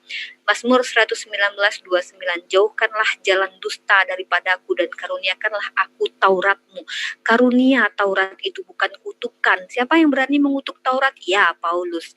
Dan juga ingatlah ya, jargon yang sangat luar biasa dari Paulus, cerdiklah seperti ular dan tuluslah seperti merpati. Ular itu bukan cerdik, Pak. Ularlah yang menyebabkan Adam keluar dari Taman Eden. Dia licik dan jahat. Dia adalah bentuk dari kata iblis. Dia adalah iblis ular. Bagaimana mungkin Yesus mengajarkan bersikap seperti ular? Itu hal yang tidak mungkin begitu. Yesus mengajarkan hal seperti itu, sementara ular adalah makhluk yang adalah iblis gitu. Waktu Jadi habis. ya itu dia hasil karya Paulus yang saya bacakan. Terima kasih. Waktu habis berapa? Mohon maaf. Baik, sebelum dilanjutkan, karena sepertinya ini Bang Junga, Bu Ripa menerangkan apa, Bro Tom sama Pak David menerangkan apa begitu. Sepertinya nggak sinkron kalau saya amati ya. Lebih baik saya kasih waktu dulu, pasang 20 menit. Tunggu dulu, itu kita harus jawab dong yang barusan. Oh, kok begitu pakai satu season lagi ya? Iya. Oke, Iya, silakan. Kan? Jadi Pasang lagi 6 menit lagi ya, 6 menit aja. Oke, silakan Bro Tom berdua. Monggo. Aku sorry ya. Kata gini, aku mengutus kamu kepada seperti domba tengah-tengah serigala. Itu perkataan Yesus. Jadi kamu harus cerdik seperti ular dan tulus seperti merpati. Itu perkataan Yesus, bukan perkataan Paulus. Jadi itu udah salah, Bu Rifa. Iya, makanya saya nggak percaya Nah, Yesus mengajarkan jadi disangka dulu. Gitu. Jadi disangka nanti ada battle. Jadi enggak seperti itu. Paulus bukan dari Paulus itu. Itu perkataan Yesus sendiri. Nah, seorang pengajar juga seperti Esra itu menulis kitab Esra, ya. Nehemia itu seorang juru minuman, dia menulis kitab Nehemia. Jadi seorang pengajar bisa menulis kitab. Jadi sebuah kitab itu dipercaya sebagai kitab suci karena ada wahyu Tuhan, ilham Tuhan dalam kehidupannya sehingga dia menulis. Jadi Rasul Petrus pantas menulis, Paulus juga begitu, dan tulisannya dipercaya sebagai kitab suci. Nah, soal Rasul itu memang bahasa Indonesia, ya, disadur diadopsi dari bahasa Arab. Kalau bahasa Arab kan Rasul juga intinya kan utusan, messenger kan. Jadi kalau dalam bahasa Yunani apostel, jadi sama-sama aja, ya. Jadi dalam bahasa Yunani apostel, dalam bahasa Arab messenger, dalam bahasa Indonesia rasul, sama. Jadi kenapa dia disebut sebagai salah, rasul? sorry. Bahasa Arab rasul, bahasa Indonesia utusan. Sorry bro, saya salah. Iya, tetapi di dalam kitab suci itu diterjemahkan sebagai rasul. Ya. Rasul, karena kalau hanya utusan saja kan saya juga bisa utus siapa, kan utus Grab segala macam kan gitu. Tetapi kata utusan ini kan utusan yang membawa satu pesan dari dalam hal ini kan sebagai Yesus sebagai Tuhan kan, yang dipercaya oleh Rasul Paulus dan umat Kristen. Ya, itu dia membawa pesan itu, jadi bukan utusan biasa, jadi makanya disebut rasul. Gitu. Jadi itu sama dengan sejajar kalau diterjemahkan ke rasul kata apostel itu. Jadi itu hal-hal yang biasa aja, terus apalagi? Mungkin Bro David duluan deh tambahin. Nanti kalau masih ada waktu saya tambahin lagi. Ya, jadi Bang Juma memandang istilah rasul di dalam Alkitab dengan pandangan Muslim. Akhirnya tidak nyambung. Yang tadi disebutkan bahas apa gitu. Nah, di dalam Alkitab yang disebut rasul itu orang-orang yang dipilih. Tidak semua disebut rasul. Ada 12 rasul. Nah, Paulus, dia kemudian Yesus memilih dia dengan datang ketemu dia di Damsik untuk memilih dia menjadi rasul. Nah, itu ada syarat. Karena itu rasul itu orang-orang yang dapat misi dari Tuhan untuk melakukan sesuatu. Nabi berbeda, dia penyampai firman Tuhan. Apa yang Tuhan nyatakan. Pada zaman itu ada Nabi Agabus. Nah, Paulus tidak mengidentikan diri dia sebagai seorang nabi. Dan itu orang Kristen semua tahu Paulus bukan seorang nabi. Nah, ketika mengkaitkan dia dengan nabi, itu adalah sebuah kesalahan yang fatal menurut saya. Karena itu kenapa saya agak keras untuk mengatakan ini, karena saya melihat kecenderungan di antara saudara-saudara Muslim itu sangat memusuhi Paulus. Pertanyaan saya, kenapa mereka musuhin Paulus? Apa salah Paulus kepada orang Muslim sehingga mereka begitu membenci Paulus? Paulus tidak menggugat apapun terhadap Muslim, tetapi kok kenapa mereka membenci Paulus gitu? Itu sesuatu yang tidak masuk akal menurut pemikiran saya. Stop dulu bentar. Pak, mohon dicabut kata-katanya dulu Pak, ini live. Kami Muslim tidak pernah membenci Paulus Pak. Dulu, Pak, supaya saya minta maaf dengan perkataan Muslim. Lanjut. Saya memakai istilah segelintir orang. Apa itu bisa dipakai? Segelintir orang. Segelintir orang pun tidak ada yang membenci Pak. Loh, tadi statement dari Riva, dari Pak Suma kan menunjukkan itu. Itu bukan benci Pak, tapi sesuai dengan apa yang di Bible. Lanjut Pak. Tidak. Karena ketika berjalan lanjut Pak. Oke, Bible tidak memusuhi Paulus. Saya harus lah, saya menarik kata yang saya bilang. Tapi saya menjelaskan Bible tidak membenci Paulus. Pertanyaan saya, kenapa ada orang-orang yang membenci Paulus dan menganggap seolah-olah Rasul Paulus inilah yang mendirikan kekristenan. Padahal Paulus tidak mendirikan kekristenan. Jadi apa yang disampaikan mengkaitkan pernyataan Yesus tentang nabi palsu dengan Paulus adalah sebuah kesalahan yang fatal yang bagi saya itu salah kaprah banget sepertinya. Jadi kalau mau mengkritik atau memakai Alkitab sebagai bahan dalil, harus dipelajari Alkitab itu dengan baik. Mungkin Pak Tom mau tambahin. Iya, jadi soal rasul itu, kata rasul itu kan memang juga Alkitab itu sudah diterjemahin juga ke dalam bahasa Arab, dan memang kata apostel itu di dalam bahasa Arab diterjemahkan rasul itu. Jadi ketika orang Indonesia sudah biasa juga mempergunakan kata rasul, jadi diterjemahkan ke rasul, kata apostel itu. Tidak bisa kalau hanya utusan, karena utusan ini kan sesuatu kata yang bisa macam-macam konotasinya. Misalnya seorang bapak misalnya mengutus ponakannya atau tetangganya beli sayur di pasar atau beli ikan atau apa gitu kan, hanya hal-hal yang biasa itu juga bisa. Tapi kalau apostel ini kan utusan, tetapi dia membawa satu pesan khusus yang bersifat wahyu, pengajaran yang bersifat kekal itu loh. Jadi seperti itu, makanya dipilih kata rasul. Seperti itu kira-kira kawan-kawan. Oke, waktu habis.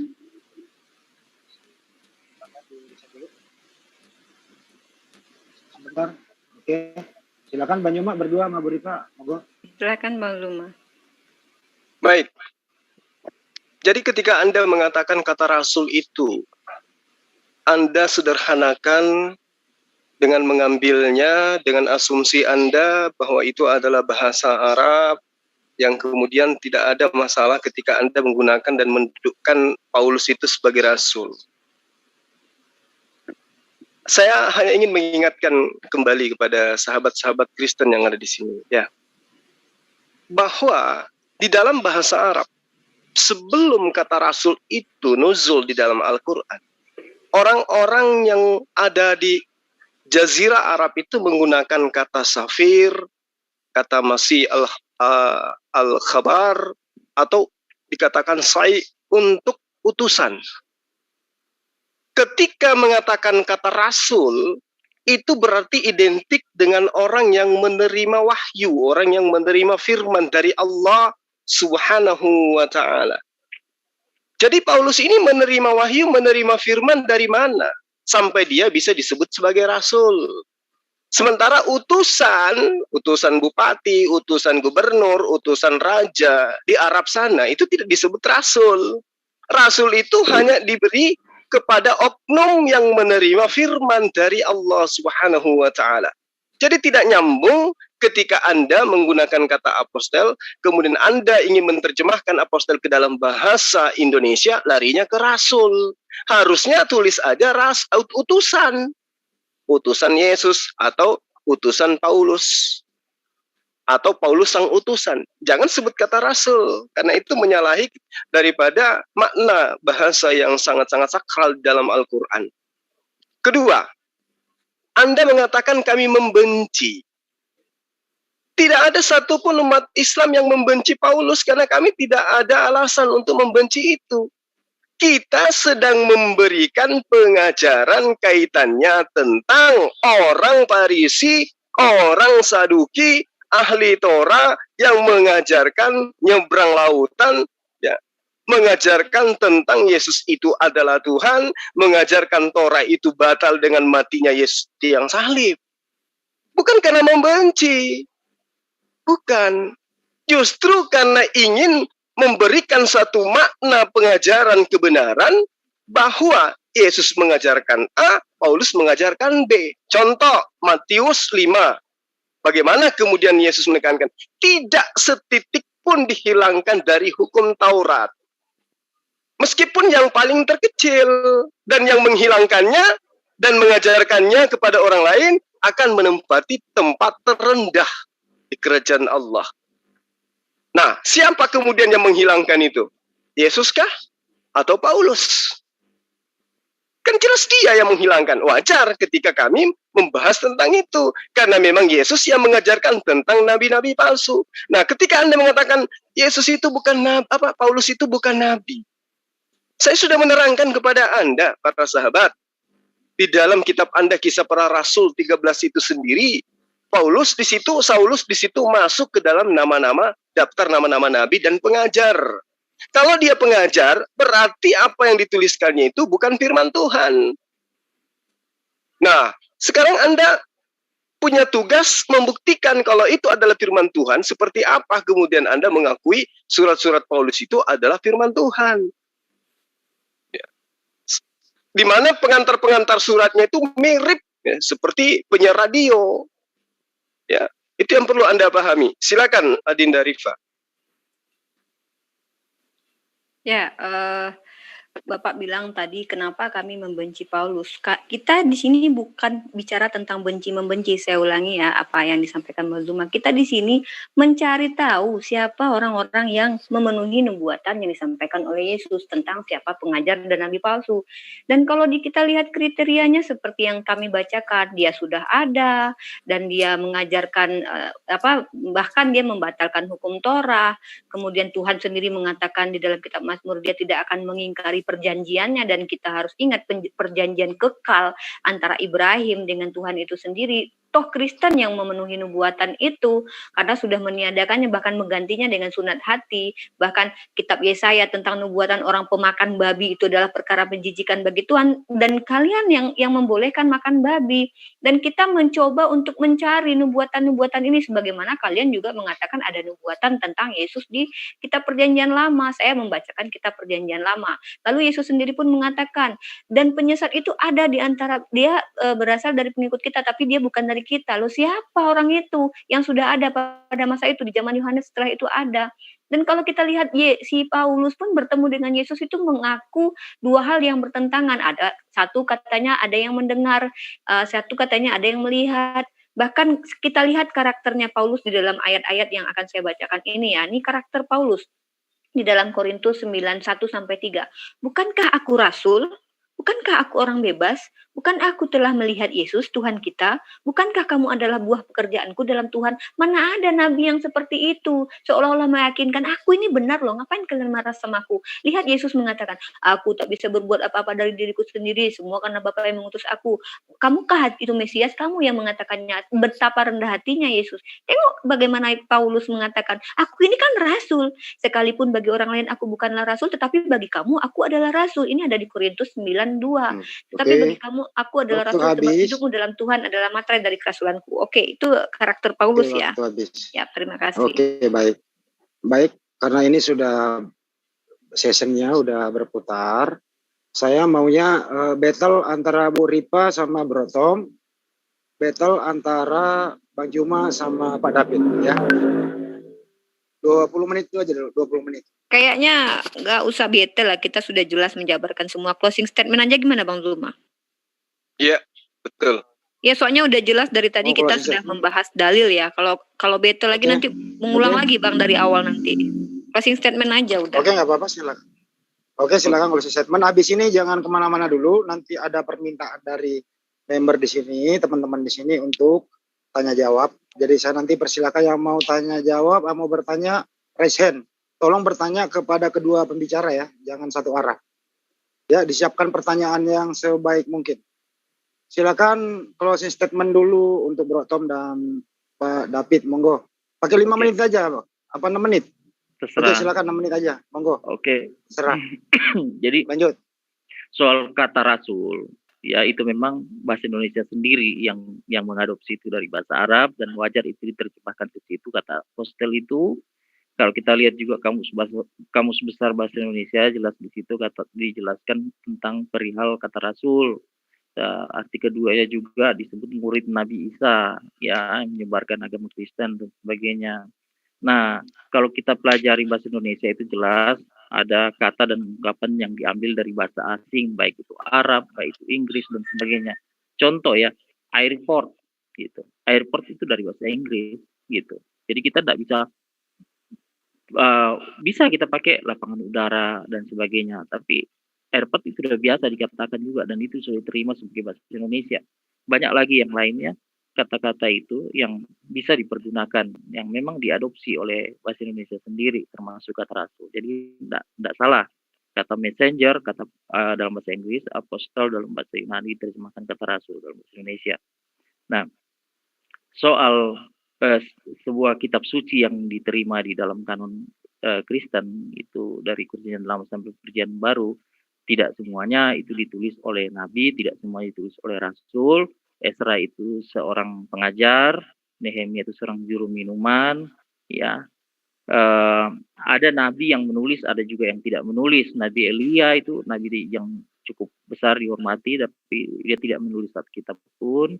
Jadi ada nabi yang tidak menulis kitab juga, ada yang menulis. Jadi memang mungkin konsep dalam baik PLPB dengan Quran sendiri itu berbeda tentang kitab ya, penulis kitab dan sebagainya. Wahyu Allah ini ditulis dalam bentuk tulisan seperti yang kita pegang, bagaimana prosesnya, siapa penulisnya itu berbeda. Disebut sebagai firman Allah juga berbeda konsepnya. Jadi itu harus dipahami. Nah, Rasul Paulus tidak pernah memutarbalikkan atau mengganti ajaran Yesus. Ajaran Yesus sudah jelas, ya. Dia menolak tradisi-tradisi Judaism, ya.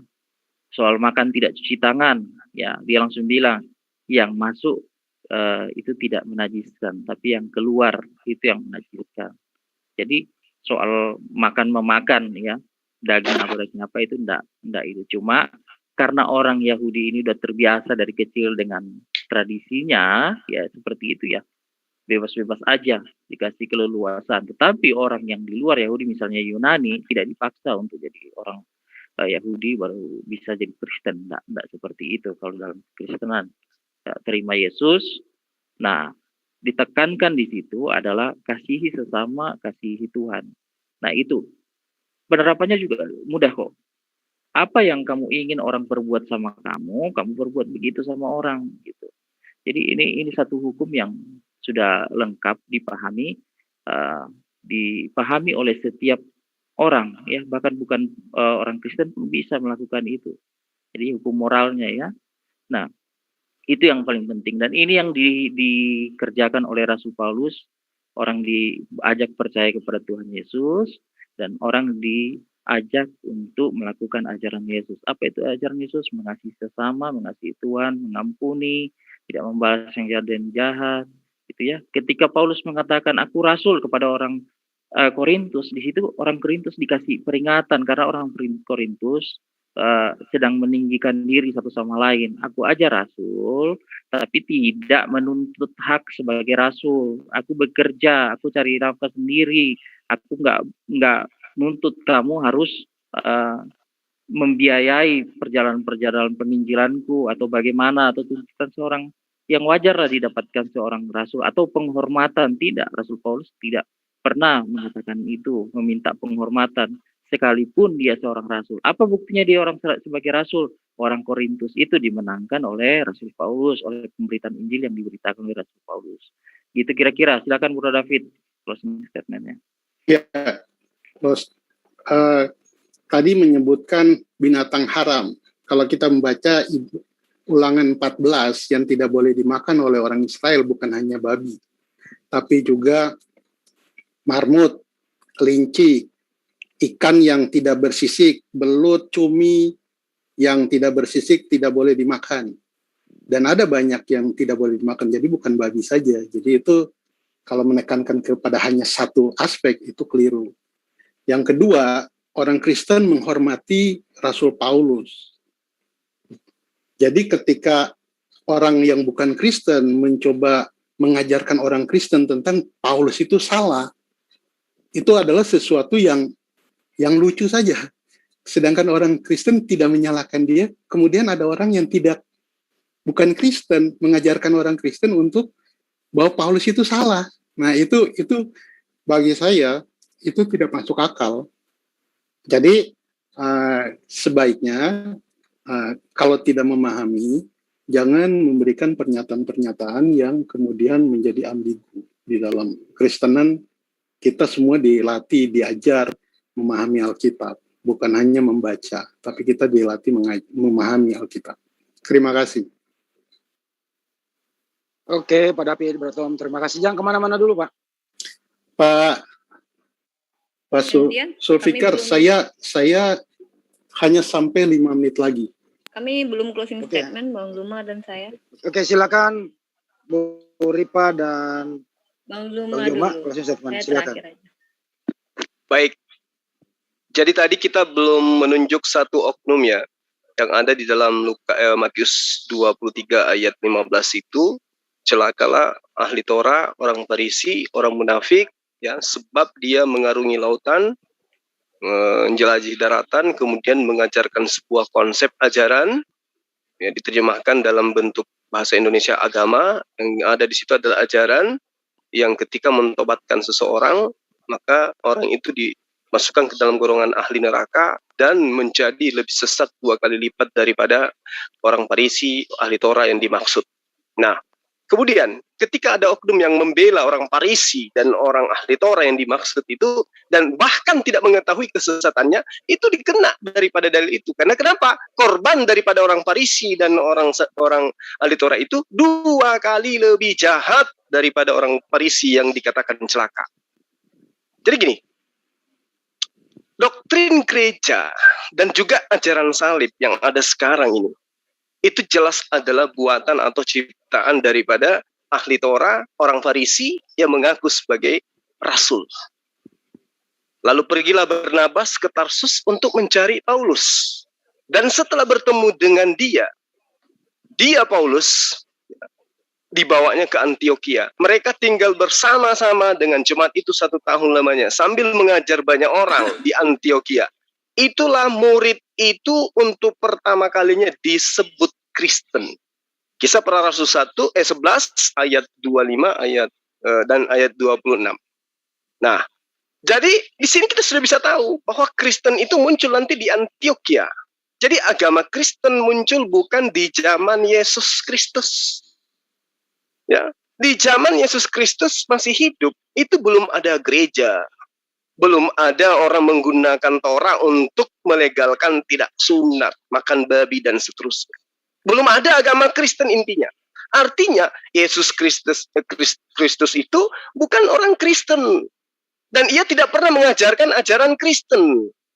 Awal mulanya karena Paulus menyimpang dan mengajarkan sesuatu yang berbeda dari ajaran asli Yesus Kristus, maka Paulus pun dimarahi oleh orang-orang Yahudi. Paulus seringkali berantem dan banyak menghadapi konflik, perselisihan dengan para murid-murid dan para pengikut Yesus Kristus. Di mana itu diceritakan? Rasul 15, Kisah Para Rasul 15 ayat 39. Hal itu menimbulkan perselisihan yang tajam sehingga mereka berpisah. Barnabas membawa Markus berlari ke Siprus, tetapi Paulus memilih ke Silas. Jadi dia ke Silas, tempat-tempat berbeda daripada Siprus itu sendiri. Setelah seringkali berantem kemudian, Paulus ini berbeda. Dan karena itulah kemudian penyimpangan kemudian inilah yang kemudian diajarkan oleh Paulus yang berbeda dari ajaran asli Yesus. Nah, apa yang terjadi? Paulus ditangkap, ditahan, diadili. Lalu apalagi? Diusir oleh pihak bangsa penguasa Yahudi kala itu. Di mana dalilnya? Lagi-lagi Kisah Para Rasul 22 ayat 22. Rakyat mendengarkan Paulus sambil berkata dan berteriak, "Enyahlah orang ini dari muka bumi. Ia tidak layak hidup." Jadi bukan kita yang membenci, tetapi orang-orang Yahudi, penguasa-penguasa Yahudi yang membenci kepada Paulus. Saya kira gitu. Silakan Adinda Rifa. Baik, sudah saya katakan, muara dan hasil buah perbuatan dari Paulus sebenarnya meniadakan perintah Tuhan yang sangat-sangat penting di zaman Daud atau di dalam kitab Mazmur. Saya sudah sebutkan tadi, saya ulangi lagi di 119 Mazmur ya, 29. Jauhkanlah jalan dusta daripadaku dan karuniakanlah aku Tauratmu. Karunia Taurat itu, tetapi hanya Paulus yang berani mengutuk Taurat. Dan berbahagialah orang yang hidupnya tidak bercela, yang hidup menurut Taurat Tuhan, tetapi Taurat sudah dibatalkan. Dan kata Bapak, kami diajarkan hukum kasih, Pak, nggak usah perlu Tuhan turun ke dunia, Pak. Dia melakukan penyalipan untuk mengajarkan kasih. Orang ateis itu juga sangat pengasih, Pak. Dia bahkan jangankan manusia, anjing pun dikasihi, Pak. Kalau hanya kasihi musuhmu, tampar pipi kiri, kasih kanan, berdoalah untuk orang. Jangan, Pak, orang kejawen juga mengasihi, Pak. Nggak perlu Tuhan turun mengajarkan untuk kasih, karena dasarnya manusia ini banyak yang pengasih, Pak ya. Jadi nggak perlu membawa-bawa Tuhan kalau untuk kasih-kasih. Lagi pula ya Pak ya, kalau kita lihat sudah saya sebutkan karakter Paulus yang menghasilkan buah apa? Dia meniadakan hukum Torah. Sementara jelas Tuhan mengatakan perintah hukum Torah itu sendiri adalah sebuah karunia. Di dalam Mazmur 119 9-10, dengan apakah seorang muda mempertahankan kelakuannya bersih, dengan menjaganya sesuai dengan firman-Mu, dengan segenap hatiku aku mencari Engkau. Artinya firman Tuhan ini sangat penting. Hukum Torah itu adalah firman Tuhan yang Tuhan sendiri katakan tidak akan diingkarinya perjanjiannya. Sementara perjanjian Tuhan dengan Ibrahim sudah dibatalkan oleh Paulus, dan itu Andalah dan orang Kristen yang memenuhi nubuatan itu. Dan lagi ya seperti yang saya katakan Pak, masalah babi Pak, di dalam surah Ali Imran Pak, kami mempercayai Nabi Isa alaihissalam sebagai utusan Allah, dan di dalam surah Ali Imran ayat ke-50 itu dinyatakan bahwa dan sebagai seorang yang membenarkan Taurat yang datang sebelumku, dan agar aku menghalalkan bagi kamu sebagian dari yang telah diharamkan untukmu. Artinya apa? Karena kami mengikuti Yesus atau Isa alaihissalam, kami dihalalkan sebagian yang sudah diharamkan kepada orang-orang Yahudi seperti yang Bapak sebutkan tadi. Tetapi perkara babi Pak, babi itu haram mutlak dari Tuhan, Pak. Itu ada di dalam imamat, bahkan sudah saya sebutkan nubuatan orang yang memakan babi itu harus dimusnahkan. Dan juga hukum-hukum yang diberikan Isa alaihissalam, bahwa dia mengajarkan itu jangan sampai berlebihan, hukum-hukum Taurat. Jangan mencuci sampai ke bahu, bukan begitu, tapi mencuci tangan, yang makan yang benar diajarkan Isa, bukan perkara menghalalkan sebuah makanan. Siap, terima kasih. Itu closing statement dari kami. Assalamualaikum. Oke. Waalaikumsalam warahmatullahi wabarakatuh. Terima kasih Bang Joma, Bu Ripa, Bro Tom, Pak David. Tolong jangan tinggalkan dulu. Saya minta waktu paling 10 menit ke depan. Karena ada dua penanya di sini. Tadi, ya. Ada dua penanya dulu ya, Bro Tom. Tunggu, sebelumnya saya minta maaf sama Bro Tom sama Pak David kalau ada kata-kata yang salah ya. Ingat, kita berdiskusi bukan membenci Paulus ya Pak. Kita mencari tahu siapa yang dinubuatkan oleh Yesus, dan kita berdiskusi secara ilmiah, tidak masalah kita mengambil literasi. Mohon maaf ya kalau ada kata-kata yang salah. Juga Bang Zuma, kalau saya tidak mewakili. Sama-sama kita saling memaafkan. Saya juga minta maaf. Bang Suma, Bu Rifa, sama-sama kalau ada kata-kata yang mungkin Bang. baik, saya minta maaf. Siap. Ya, kita berbeda Pak, tapi kita satu NKRI. Ya, siap. Baik. Saya mohon izin dulu karena sudah malam. Oke. Assalamualaikum, selamat malam untuk yang Muslim. Tolong timer ditutup aja. Tolong timer. Jadi dalam diskusi itu memang kadang ada kata hilaf, tapi di arena diskusi tidak ada kebencian yang tercipta. Sesudah itu saling memaafkan. Supaya di lain waktu kita bisa berjumpa kembali dengan suasana hati yang lega. Baik, kembali sesuai janji saya sebagai moderator, saya persilakan kepada Bapak Emil Padang. Tolong bertanya singkat padat, Pak. Kalau bisa kedua. Oke. Bang Juma dan silakan. Gini ya.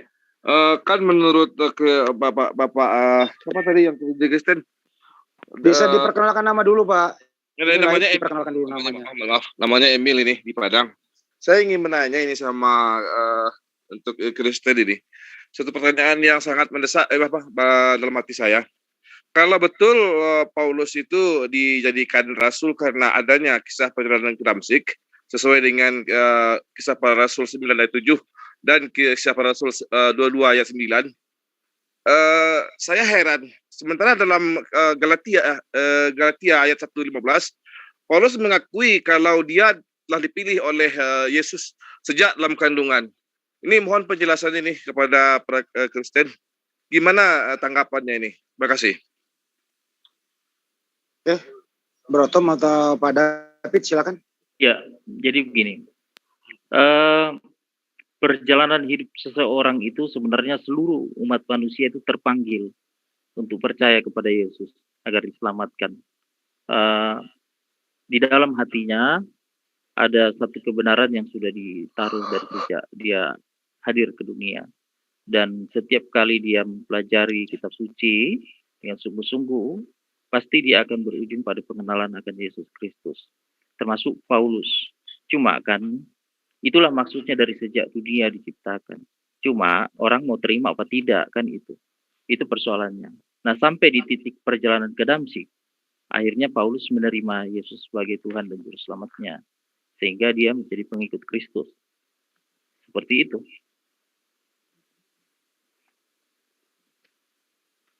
Saya nggak boleh nyanggah ya dia, Pak Adi ya, atau diterima aja ini?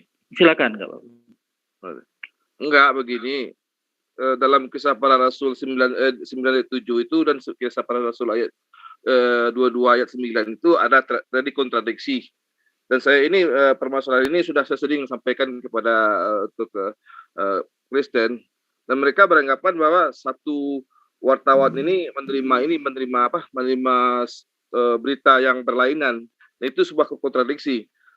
Yang ingin saya tanyakan, kalau betul Paulus mengakui dirinya telah dipilih oleh Yesus sejak dalam kandungan, kenapa pekerjaan Yesus itu Paulus itu membunuh murid Yesus? Ini yang jadi keheranan saya. Terima kasih. Saya jawab, Pak Tom. Iya, silakan. Jadi setiap manusia kita ini, waktu kita ada dalam dunia ini nggak ada kebetulan. Kalau Bapak baca buku Driven Purpose Life, Bapak akan tahu bahwa keberadaan kita di dunia ini bukan kebetulan, Pak. keberadaan kita ini ada rencana dalam rencana Tuhan. Contohnya bagaimana? Dari jutaan orang, dari jutaan sperma, kita jadi bayi itu loh. Kita kan berebutan untuk jadi seorang manusia. Nah, itu bukan kebetulan, Pak. Nah, kalau kita membaca di dalam kitab Yeremia, Tuhan juga mengatakan kepada Yeremia, sebelum engkau jadi darah di dalam kandungan, aku sudah mengenal engkau. Sebelum engkau lahir, aku sudah menetapkan engkau menjadi nabi. Nah, Paulus memakai apa yang dia pahami tentang Yeremia, bahwa setiap manusia itu sudah dipilih oleh Tuhan, dirancang oleh Tuhan untuk sebuah tujuan. Nah, apakah dia akan mengikuti tujuan Tuhan waktu dia nanti lahir, ataukah dia mau ikut keinginan dia sendiri? Nah, kalau dia ikut tujuan Tuhan, dia akan sukses. Tapi kalau dia tidak ikut tujuan Tuhan, ya dia akan berantakan. Jadi tidak ada kontradiksi, Pak. Oke, baik. Terima kasih. Pak, tolong saya sekali ditutup aja. Anda sudah bertanya, menyangka sekali begitu. Oke, supaya adil, Bang Juma ada tanggapan 1 menit? Sementara nggak ada, Bang. Baik, terima kasih. Resen berikutnya silakan Bapak Jenny, monggo. Oke, Assalamualaikum warahmatullahi wabarakatuh. Perkenalkan, nama saya Zeni. Saya mau bertanya singkat, jawaban singkat juga. Kalau pertanyaan di luar tema, nggak usah dijawab. Pertanyaan saya 2. Untuk kedua belah pihak. Kapan ciri-ciri kenabian itu atau kerasulan itu didapat oleh seseorang? 1. Satu dulu, Pak. Satu dulu aja. Oke. Biar terjawab. Kapan ciri-ciri kenabian itu dirasakan oleh seseorang? Silakan Bro Tom dulu sama Pak David, monggo. Iya, kalau kita lihat Rasul Paulus, Petrus, Yohanes, ketika dia memberitakan Injil, memberitakan tentang Yesus, itu dia disertai dengan tanda-tanda dan mujizat. Ya, kita tahu bayangan Petrus aja bisa menyembuhkan orang. Paulus, sapu tangannya bisa menyembuhkan orang, sapu tangan aja itu. Jadi banyak mujizat yang menyertai itu pertama ya. Terus kedua, pengajaran yang dia berikan pada akhirnya banyak yang mengikut. Ya kan, kita lihat jadi jemaat-jemaat di Asia Kecil itu adalah buah pelayanan Paulus. Seperti itu. Jadi kalau Petrus sendiri ketika berkhotbah di Serambi Salomo, itu bisa dilihat di Rasul pasal 2, 3 gitu. Sekali berkhotbah itu 3.000 jiwa bertobat, menyerahkan diri untuk dibaptis dan menerima Yesus. Jadi dari situ bisa kelihatan dia itu seorang rasul atau tidak.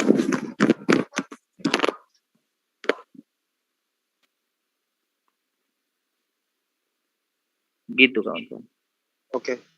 Pak David mau nambah, Pak?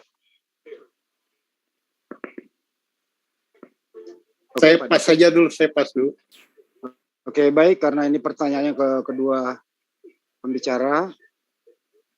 Silakan Bang Juma, pertanyaannya adalah kapan seseorang itu ada tanda-tanda kenabian? Silakan Bang Juma. Baik. Jadi pertanyaannya yang saya dengarkan sepintas, kapan nabi ini sadar kalau dirinya adalah nabi? Bukan begitu ya? Ya. Oke. Jadi Rasulullah Muhammad SAW itu ketika dia mendapatkan wahyu pertama sekalipun, dia belum menyadari kalau dirinya itu adalah seorang nabi. Ya.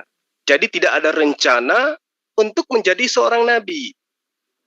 Tidak ada mimpi untuk menjadi seorang nabi beliau itu. Sama dengan Abraham. Abraham pun tidak tahu kalau dirinya itu adalah seorang nabi. Bahkan kalau kita melihat sejarah, dari titik sejarah baik menurut Islam maupun dari Bani Israel, itu jelas sekali. Abraham tidak menyadari kalau dirinya itu adalah seorang nabi. Begitu juga Rasulullah Muhammad SAW. Bahkan ketika malaikat Jibril datang kepada dirinya, itu sampai dia putus asa gitu loh. Ini apa yang terjadi pada diri saya? Nah, yang menerangkan kemudian tentang kenabiannya adalah oknum lain terhadap dirinya. Nah itu. dia diyakinkan oleh orang-orang terdekatnya, bahkan ada seorang rabi ya, Buhairah, yang menerangkan kalau dirinya itu adalah seorang nabi. Lama kelamaan barulah tersadar, oh ternyata saya ini adalah perpanjangan tangan Tuhan untuk menyampaikan kebenaran ke muka bumi. Jadi kalau ada orang yang mengatakan dari sejak dalam kandungan ibuku aku sudah dikandung dari sejak dalam kandungan ibu aku telah dipilih menjadi seorang rasul, nah itu sangat-sangat diragukan. Kenapa? Karena dari proses dia dilahirkan sampai dia mengaku seperti itu, perbuatannya tidak mencerminkan seorang rasul yang dipilih dari sejak dalam kandungan. Kalau dia dipilih menjadi rasul dari sejak dalam kandungan, harusnya dialah yang mendampingi Yesus pada saat Yesus mengajarkan Injil kepada Bani Israel. Tapi faktanya kan tidak. Belakangan baru ngaku-ngaku sebagai utusan. Saya kira gitu. Terima kasih. Oke, yang kedua boleh, Bang? Ya, pertanyaan terakhir, kedua nanti kalau ada sesi berikutnya karena ada dua Pak Jul, lagi. saya pamit ya, sudah jam 12. Mohon maaf, saya harus bangun pagi. Makasih Pak David. Ya, terima kasih Bang Juma dan Ibu Rifa dan teman-teman sudah tukar pikiran malam hari ini. Sehat Siap. Selalu, jaga kesehatan Baik. semuanya. Ya. Oke, makasih Pak David. Masih ada Bro Tom.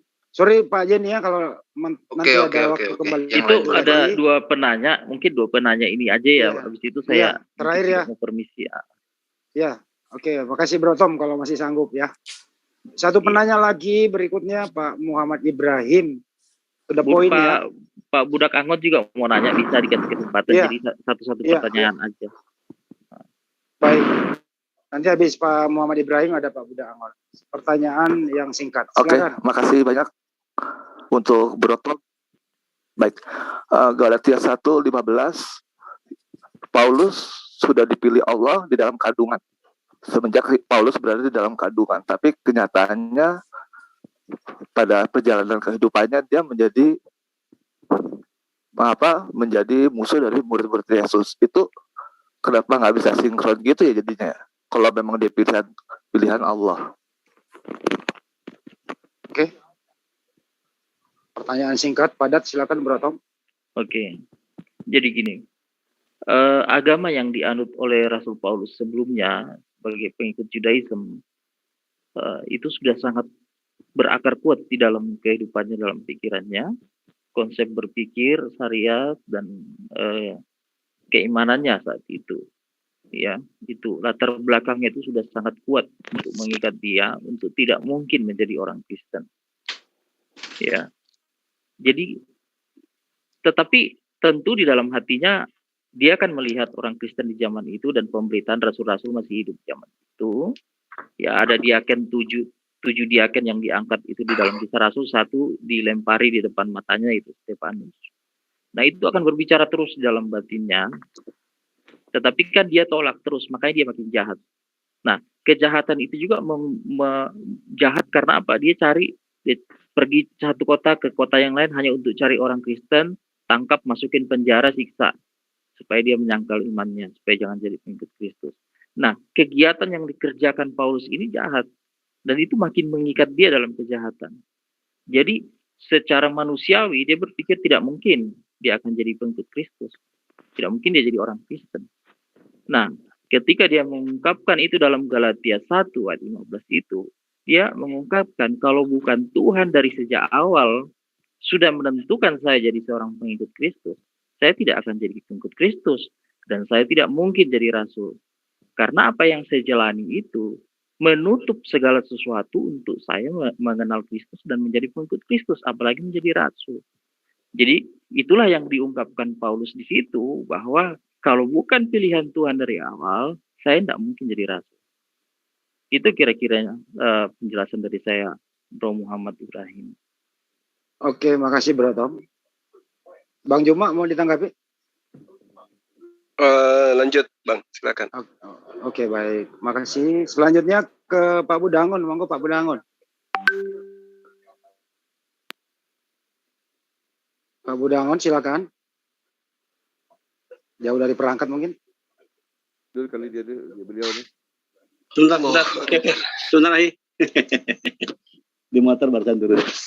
Assalamualaikum warahmatullahi wabarakatuh. Selamat malam untuk Pak Tom. Waalaikumsalam. Malam. Waalaikumsalam warahmatullahi wabarakatuh. Hanya ini Kang Tom atau mungkin Pak Ahina Juma, saya hanya memohon kesepakatan keberadaan kita hari ini sebagai para pembawa misi Allah ya di atas muka bumi. Karena saya agak kaget, agak kecewa manakala kalau gitu ya kehadiran kita hari ini adalah karena berangkat dari kebencian. Ini yang saya pikir akan membahayakan gitu kepada eksistensi keberadaan kita sebagai anak bangsa, juga sebagai orang yang sedang menawaitukan diri hanya semata-mata mendapat pembenaran dari Allah Subhanahu wa taala, Tuhan kita masing-masing. Jadi khususnya mungkin saya mengharapkan yuk kita nawaitukan gitu. Dan saya percaya narasi yang dibangun oleh Pak Tom hari ini, saya berkeyakinan bahwa Pak Tom berangkat sangat ingin dan sangat paham bahwa kami adalah salah, katakan demikian ya. Maka Pak Tom berkeinginan sangat untuk menjelaskan kepada kami bahwa kami salah dan kami harus selamat. Maka dibikinlah narasi-narasi yang dibangun oleh Pak Tom. Ataupun demikian dengan Pak Juma. Ya, Pak Juma melihat ada suatu kesalahan dari saudara kita di Kristen, maka karena berangkat dari sanalah sangat ingin gitu. Ya, kesalahan atau paradigma yang dipakai oleh kita masing-masing itu kita sadar kekeliruannya dan maka kita selamat gitu. Maka tadi ada kata-kata, dan saya setuju dengan ucapan moderator tadi Pak Handi. Insya Allah Pak, dan saya yakin Pak Tom demikian ya. Kita di sini tidak untuk saling membenci Pak ya, atau karena kebencian, karena rasa kasih sayang, karena kita nggak mau gitu. Karena agama ini kita masing beragama kan gitu, yang mana dalamnya sedang menawarkan ini surga loh, gitu. Kamu neraka loh, ini kebaikan loh, kamu celaka loh. Itu yang saya harapkan. Itu mungkin Pak Tom atau Ahi Juma, jadi tolong untuk kedepannya berangkat dari sanalah, insya Allah kita akan memperkuat argumen kita dan untuk mempertahankan argumen sekaligus juga dinawaitukan tadi tidak karena kebencian gitu. Itu Kang Tom, akhirnya Kang Ahina Juma juga demikian. Ya, Terima kasih. Saya nggak mau nanti karena ini takutnya gitu kan adanya kasus sekarang kayak Paul Jong atau siapapun itu, saya nggak mau ya kita terkoyak anak bangsa jadi rame riuh gitu karena mungkin saya lihat bagus gitu ya. Saya sebagai orang yang mendengar bagus, kalian punya narasi, kalian punya argumen, dan itu bagus gitu. Biasakan argumen itu kita bangun, kita pertahankan argumen, kita mempertanggungjawab sesuai dengan argumen gitu. Itu bagus, enak gitu kan. Tidak karena hawa nafsu, karena kebencian atau apapun itu. Makasih kepada moderator khususnya yang telah menjaga marwah keberadaan kita, Pak Tom khususnya telah mau masuk kepada kami di sini bersama dengan kami, insya Allah untuk kedepannya kita sama-sama jaga. Terima kasih semuanya. Saya hanya mengingatkan aja untuk diri kita dan kita masing-masing. Barakallah. Assalamualaikum warahmatullahi wabarakatuh. Terima kasih Pak. Waalaikumsalam warahmatullahi wabarakatuh. Sudah selesai. Terima kasih Pak Budaun atas wejangannya. Dan buat netizen di luar sana, khusus Bro Tom disampaikan kepada teman-teman juga bahwa kami Muslim tidak ada kebencian. Kami Muslim hanya ingin diskusi untuk saling berargumentasi sesuai dengan tentu sumbernya yang ada atau by data, no asumsi begitu. Tidak ada kebencian di sini. Jadi kepada teman-teman di luar sana ini hanya diskusi, kalau ada kata-kata hilaf dinisbahkan kepada pembicaranya, jangan dinisbahkan kepada seluruh umat. Karena di sini arena diskusi tentu ada sesuatu yang kurang mengenakan. Semoga kata-kata hilaf baik dari saudara Kristen maupun dari Muslim kita saling memaafkan supaya kedepannya JCC ini tempat kita saling tukar pikiran dan tidak mempunyai kesan negatif di luar sana. Di sini tempat yang paling aman dan paling adil untuk semua pihak. Terima kasih yang telah berpartisipasi. Semoga kedepannya kita diskusi yang lebih baik dan lebih bijak lagi. Salam satu NKRI harga mati. Saya Handi mengucapkan Assalamualaikum warahmatullahi wabarakatuh. Waalaikumsalam warahmatullahi wabarakatuh. Iya, oke kawan-kawan. Warahmatullahi wabarakatuh. Sebelum saya permisi, saya ucapkan terima kasih buat Bro Handi sebagai moderator, buat Bang Suma ya sebagai kawan diskusi malam hari ini sama Ibu Rifa. Terima kasih atas waktunya, atas pertanyaan-pertanyaan yang diberikan. Itu satu pertanyaan-pertanyaan yang membuat saya kembali membuka kitab suci saya dan belajar. Terima kasih ya semuanya. Dan kawan-kawan yang ada di sini, terima kasih ya sudah memberi kami waktu untuk juga berbincang-bincang dengan kawan-kawan dan teman-teman yang sudah memberikan pertanyaan dan wejangan dari Bapak Buda Angon tadi. Ya, terima kasih semuanya. Oke, malam hari ini saya permisi. Selamat malam kawan-kawan. Shalom. Assalamualaikum warahmatullahi wabarakatuh. Ya, Waalaikumsalam. Begini, Bro Tom, kalau misalnya kira-kira melalui saya hidayah itu udah dekat, hubungi saya baru. Tom, saya bisa nonton kok syahadat. Ya, kita udah sama-sama mendapat hidayah kan. Kita sudah sama-sama mendapatkan hidayah. Baik Bro Andi, baik saya. Hidayah plus maksudnya Pak Bro Tom. Sorry bercanda Bro Tom. Serius juga. Serius juga nggak apa-apa. Iya. Oke, makasih. Ya. Oke, aku permisi ya semuanya.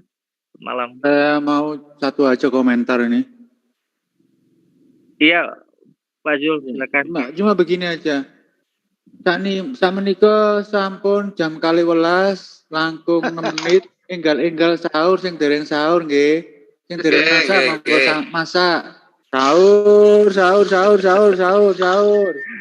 Udah gitu aja Pak.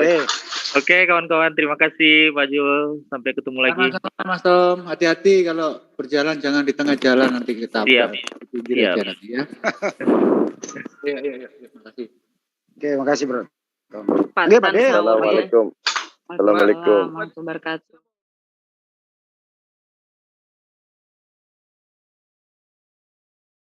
Oke, satu-satu. Kata kunci dalam bahasa Ibrani. Yaitu kata kuncinya gini. Papi hihi hukuni. Apa tuh? Ya itu, perubahan kata itu dari situ. Papi hihi hukuni. Itu formula. Gitu doang sih. Lucu kan? Papi hihi hukuni. Apa sih? Bukannya nggak lucu nggak apa. Tidak mau lucu. Nggak ngerti. Gitu. Iya itu. Papi hihi hukuni. Gitu doang.